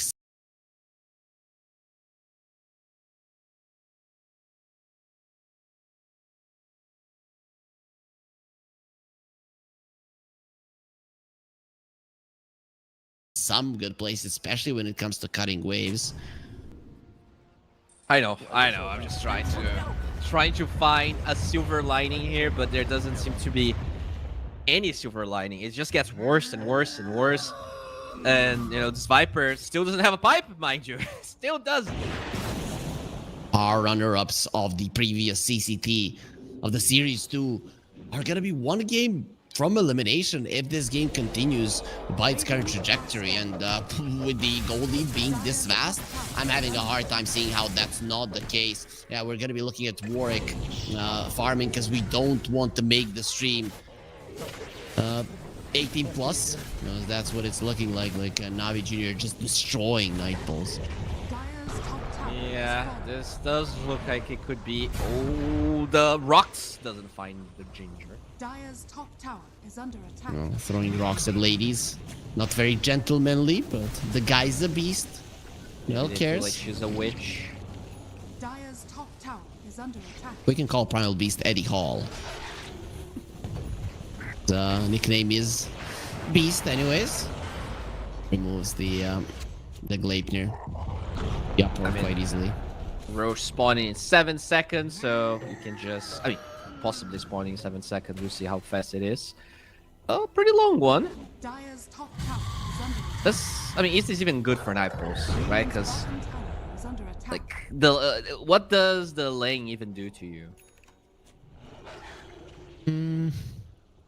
Yeah, I don't think. You know what, Bowie? I'm just gonna say it. I don't think anything makes a difference for Nightballs in this game. I don't know how they win a game. This game, I don't think they do. Right? I'm gonna look at their items. I'm just hoping maybe for a Deso on a Monkey King or something along those lines. Nope, but he's they're going going for BKB. defensive items. BKBs do nothing. To the end will be found. Misses the hook shot. It's taken out easily. So, not the best debut for Daniel Facet, right? Yeah, definitely not. Yeah, we're gonna say they lost because of him not having the expanded armature, but going for the hookup. Dire's bottom barracks. Yeah, that's gonna be bottom Rex falling. 2 heroes down on Nightballs. BKB not ready for the Wind Ranger. Literally everything not going Nightpulse's way. Dire's bottom barracks. Up and the next wave towards the top lane, you did cut the bottom waves, but there is still creeps getting into the base of Nightballs, and there's gonna be another wave that is most definitely not gonna die from this glyph. Dire's top tower is under attack. Radiant's There you middle go. tower They is go under top. attack. Easy melee barracks, unless you... I guess you don't want to buy back the Monkey King now, so you let this one fall, fight for the third one. Not sure if it could be considered a fight if they just smash all of you. Stolen take aim by the Rubik. You know, take aim no longer even gives you the range. Such a Oh, he bad has a spell to 100% steal. chance of headshot, though. Do you if you don't have the Are headshot? under attack. I would hope so. Or else what's the purpose of this? It slows you down. It slows you down, and when you activate it, it gives you attack range, right? Dude, I didn't remember he gave you 20 armor. What the frick? Yeah, it's new. That's new. Dude, this here is so broken. 20 armor. Smoke from Nightfalls. They're coming over. Navi Jr. are ready. They might not even start the Roche. Like, yeah, we don't care. Oh, this is kind of good. This is the first time something good could come out of this. Double boundless strike. Power shot as well. BKB of the Primal Beast, not taking any damage. They're tickling him. Wukong's Manny gets pushed out of it immediately. That's your biggest damage spell down the drain. Monkey King gets burned. Now, without your king, without your head, what are you gonna do? You're gonna get roared on and eaten by some dragons, dinosaurs, and whatnot. Everything that Navi Jr. have in the tank. Nightfalls helpless in game number 1. Usually, they're the ones doing the stomping. This time around, it goes the other way. Yeah, and that's the best case scenario. That was like a Gleipnir on 3, Boundless on 3, Hogs on the BKB Primal, but it barely mattered. They were so far behind. They had damage issues. They had plenty issues, honestly. And I'll say it, bro. I think Navi Jr., sure, they had a draft advantage, let's say, but they got destroyed in the lanes, and they still won this game flawlessly. 0 mistakes. They literally made 0 mistakes. past minute 7. I don't think this is going to be an easy one. Nightpoles, they seem to be a bit out of it, and Navi Juniors seem to be at their best.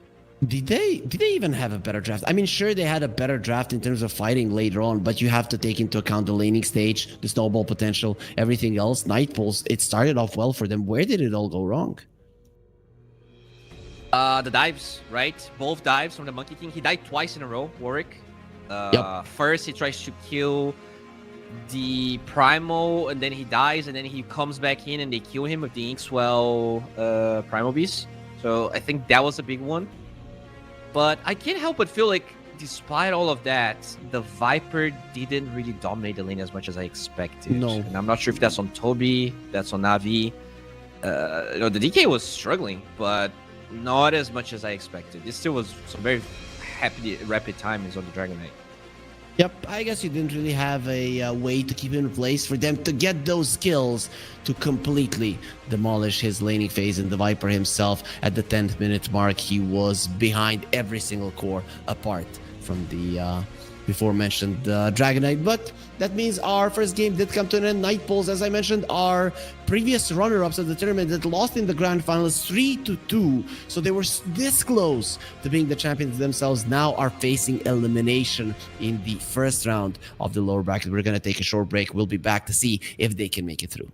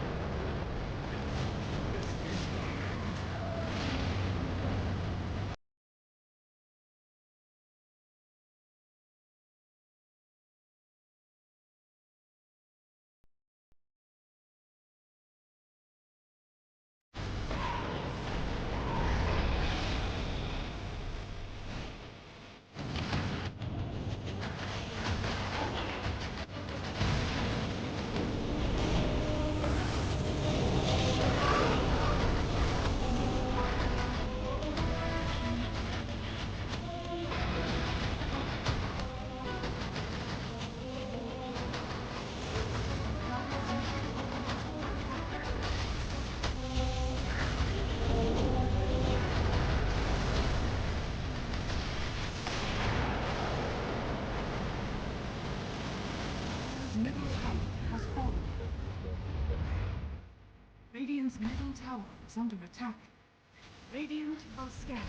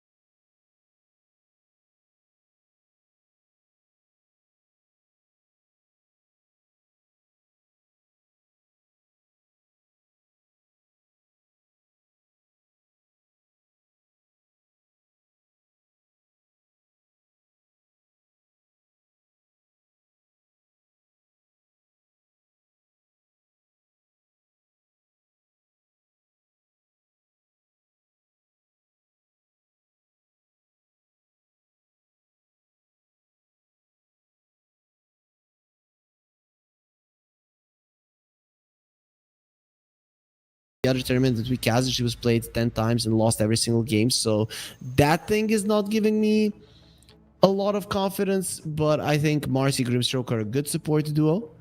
And that Yeah. Morana is decent versus the egg. Doesn't matter for which position. Probably going to be core here, right? With Yep. Grimstroke and Marcy support. So what do you...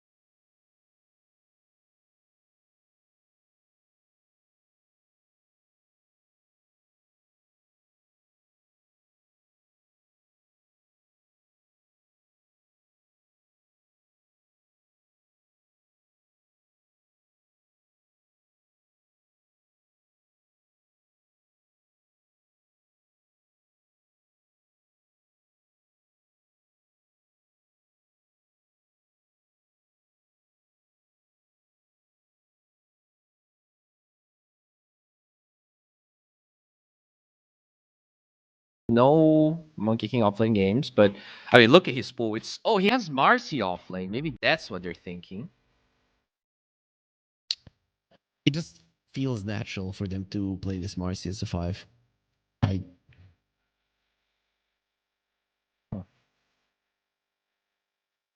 So is the Invoker ban to this way? Do they want to play Wind Ranger here on Navi Junior? Is this going to be like mid DK offlane primal?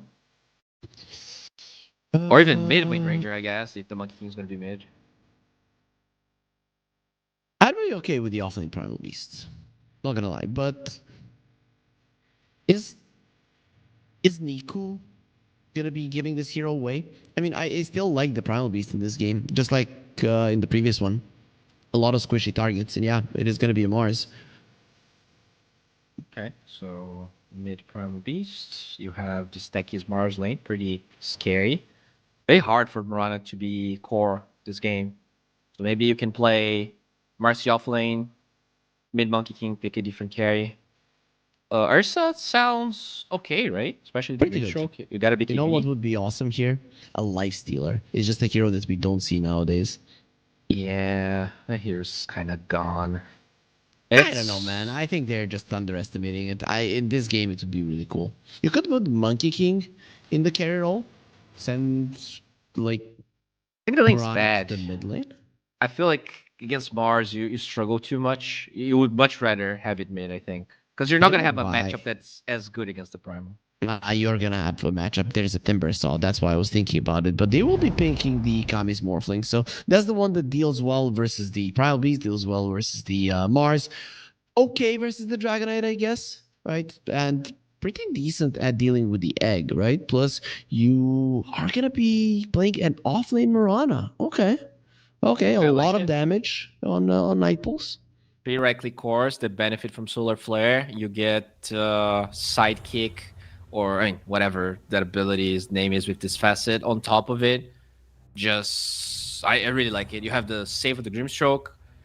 The lanes aren't as powerful as they were in game number 1. So we see if NAVI Junior is going to be able to utilize that to their advantage. They still looked amazing despite the lanes being that bad. But I think it's mostly on Warwick playing a bit more chill, right? We talked about the double death on the Monkey King that really slowed down the tempo that he had.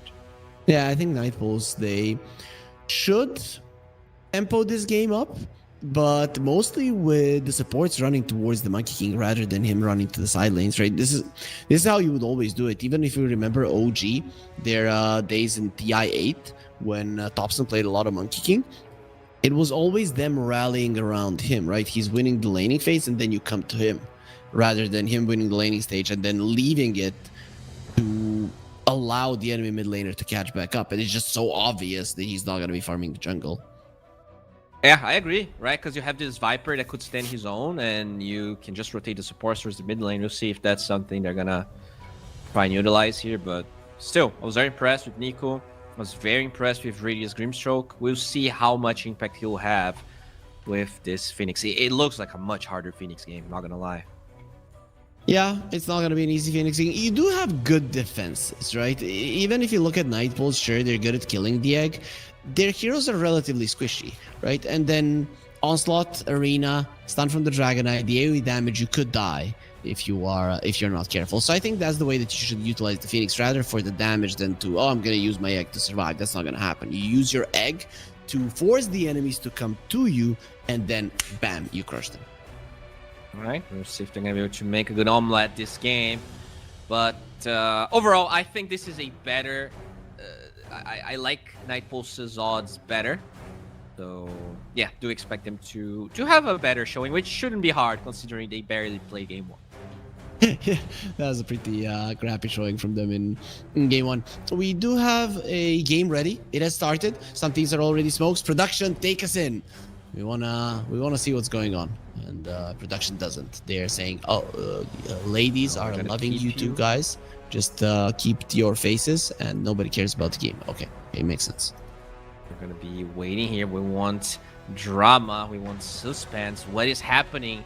Is something happening? We might have to radio cast this one, as they will find it. The Grimstroke. Yeah, there's no hype. Oh, maybe there is. There is a lot of hype, because with the blast off, this Grimstroke is looking very much dead. The first blood will be going towards God the Juice. A night and day difference from the last time where he was bullied by the Viper. This time around, he gets the first blood, and his lane is gonna be a lot easier.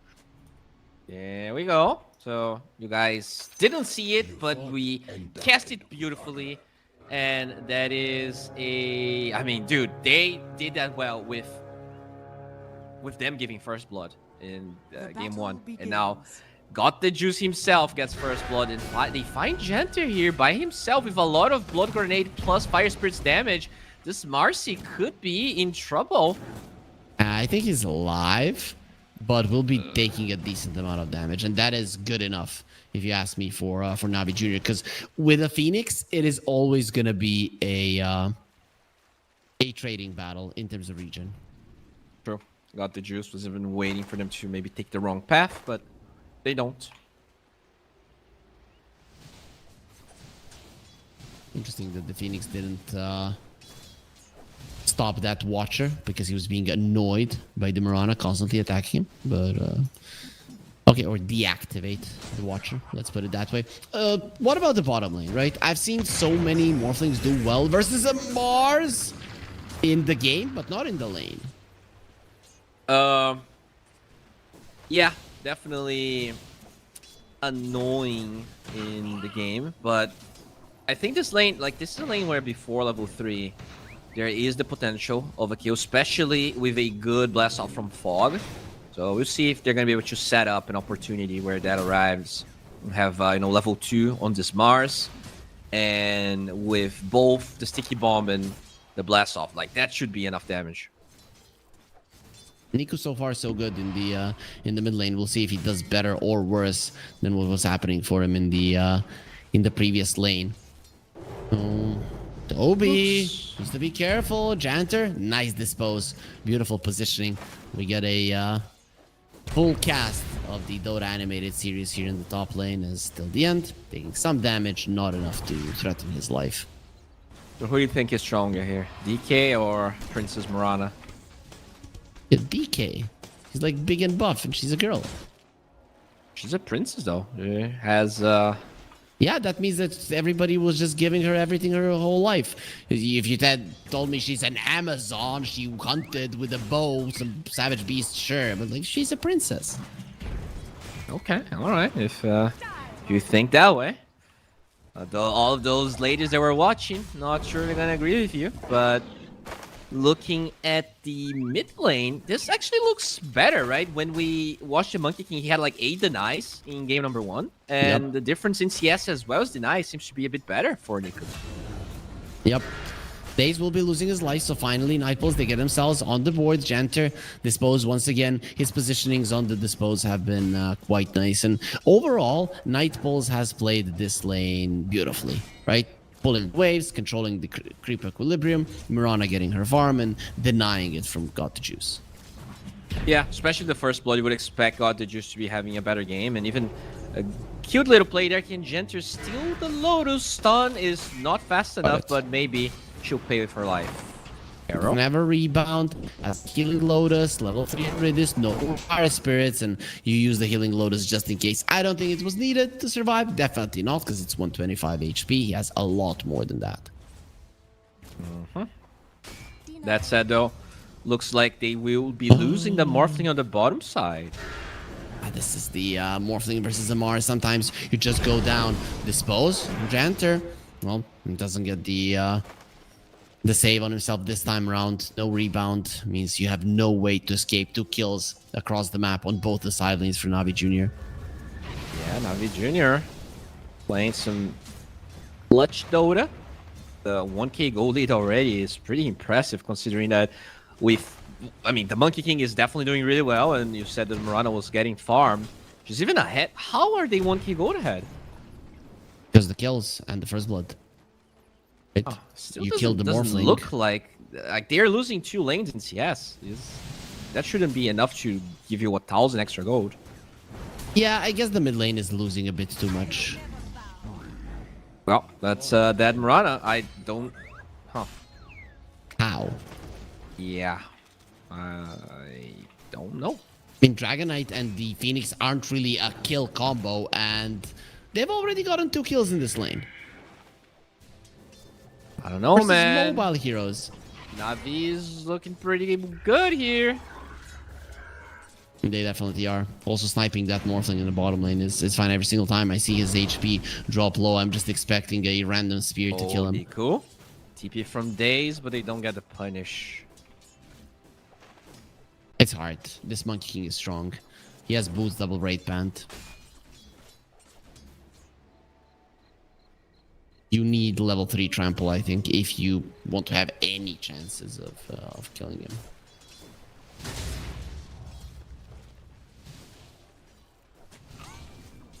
So Bowie, we'll be finding out now what's going to be happening. Daze has been found in the mid lane. Does have to reactive Daze are a big deal, especially now with the Phoenix coming over and the Blast of Warwick is in so much trouble. He's going to use the Boundless Strike. He does have the heals, not enough of them. The Fiery Spirits coming into play. Right clicks are not enough. Marcy next on the menu with the Sticky Bomb connecting, giving vision. Janter does dispose of Nico. It doesn't matter. Daze has more than enough range and vision to get himself a double. Nightpulse again being overly aggressive, and every single time it's punished. Radiant structures are fortified. This might actually give Nico a rune, which, you know, as he approaches level 6 is going to be very important. They will get an amplify damage one. That he doesn't even need 6 if he wants to go for a play. 2k gold lead already for Navi Jr. 6-1 in terms of kills. Nightpulse. The thing is, with them with their backs against the walls, they might even start making some mistakes, going for unnecessary aggressive plays, and they've been doing it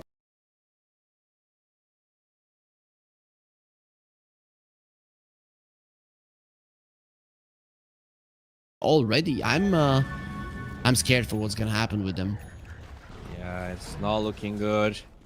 They have they have a couple of heroes that are doing well, specifically that Monkey King, but who plays with Orc? I guess it has to be the Grimstroke, but he's only level 4, doesn't even have that many levels of Inkswell. You still need a couple of minutes until the end is ready to fight. Just farm. That's the thing, though. Monkey got 3 points in Jingu Mastery. Not the best farming kit for him. And that's the same thing he did game 1, so sitting back and relaxing isn't what he was built for. Bounty. No Wisdom Rune steals. It's gonna be 1 each. X is approaching level 5. That blast off is gonna hurt so much. And he did go for the Spleen Secret Sauce, so that's even more damage. Very good against the Morphling, as we said. I mean, he's been destroying it with the Spleen Secret Sauce. That facet and the amount of damage it does is insane. Toby gonna get stunned up. Onslaught forward. They have the pulverize. Catch him mid-leap. It just feels so bad on the Mirana. Whenever this happens, Toby gets taken out. He could have leaped earlier, I think. Bottom Maybe even here. have it. But do they have the damage for PMA? They should. Mars dropping low. The Phantom's Embrace returns. Doesn't Get even him down. care. He's like, bro, you're on your own. I'll be doing my thing here. But this will give the rune possibly. Oh, going for Kami. Got Oh him. my, what?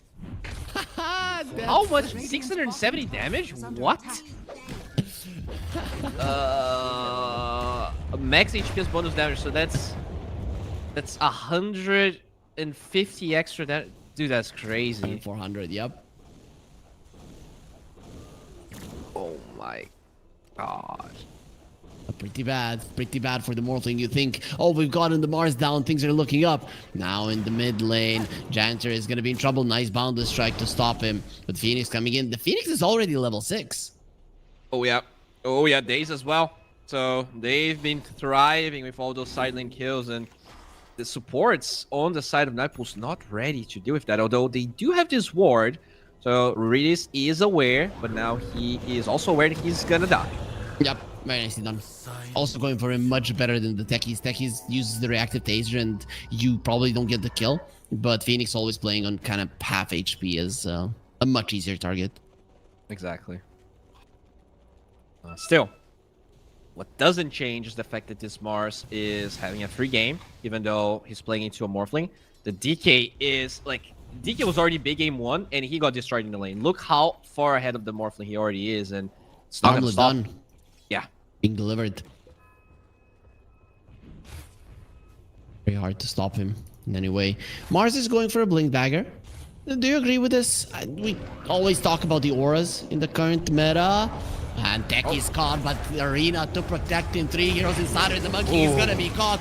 Even Ridis goes in, doesn't need the egg. There's gonna be explosions everywhere and night falls. They will be feeling the pain from them. Toby and God the Juice fighting each other, and this is not a fight that you can win as a Mirana.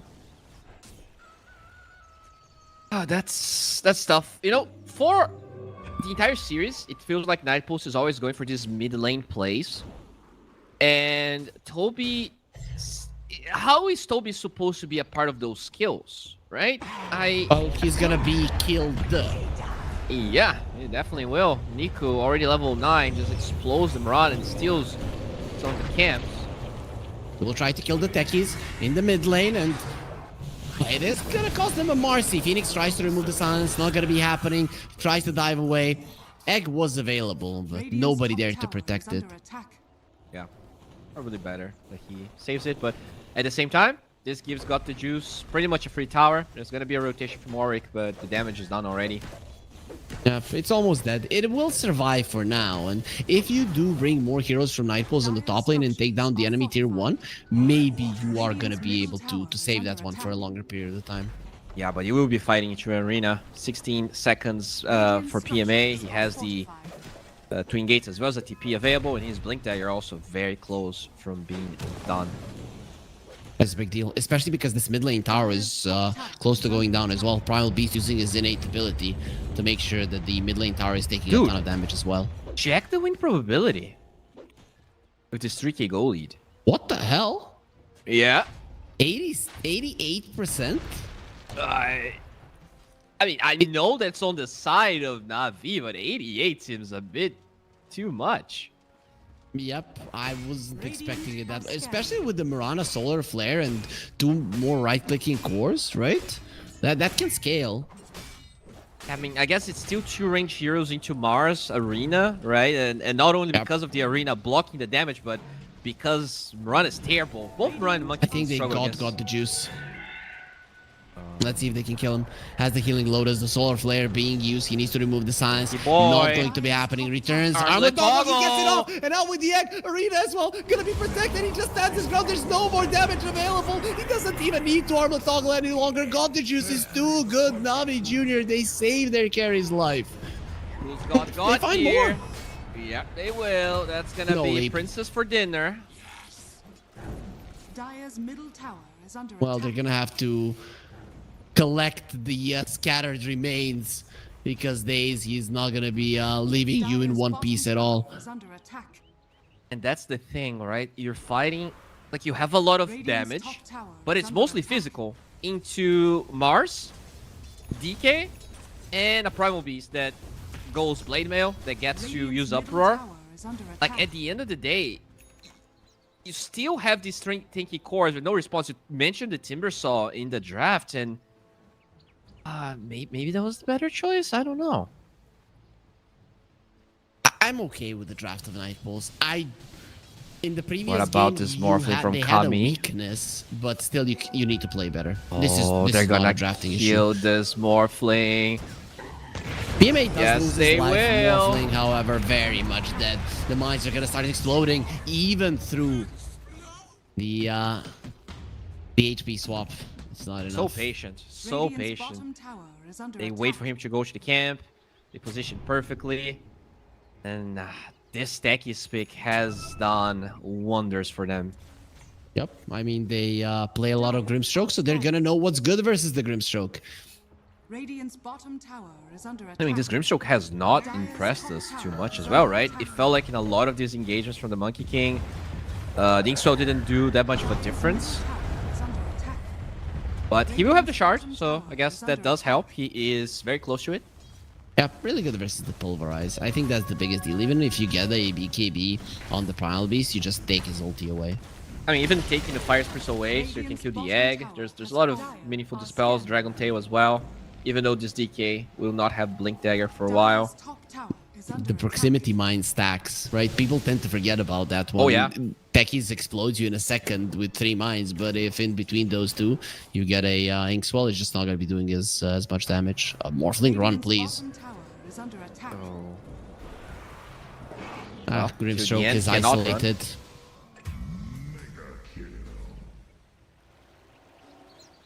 They seem lost. Not gonna lie. This is not the Night Bulls that I'm used to. Yeah. Tower is under attack. Just completely lost. The laning stage has been alright again, but when it comes to, like, it's not even that they don't have a plan, but I think the plan that they have just has not worked. They're always It's a trying to bad play plan, this. yep. They always play away from Toby, and he's playing these heroes that kind of need to... He needs the fights to be in the side lanes, and they have not forced pretty much a single one. And look at Kami. He might be under jeopardy again. They'll let him go. At the moment, I think the bigger idea is to bring down this mid lane tower so that you can utilize the Blink Dagger of the Mars to its full potential, and a Siege Creep wave is coming.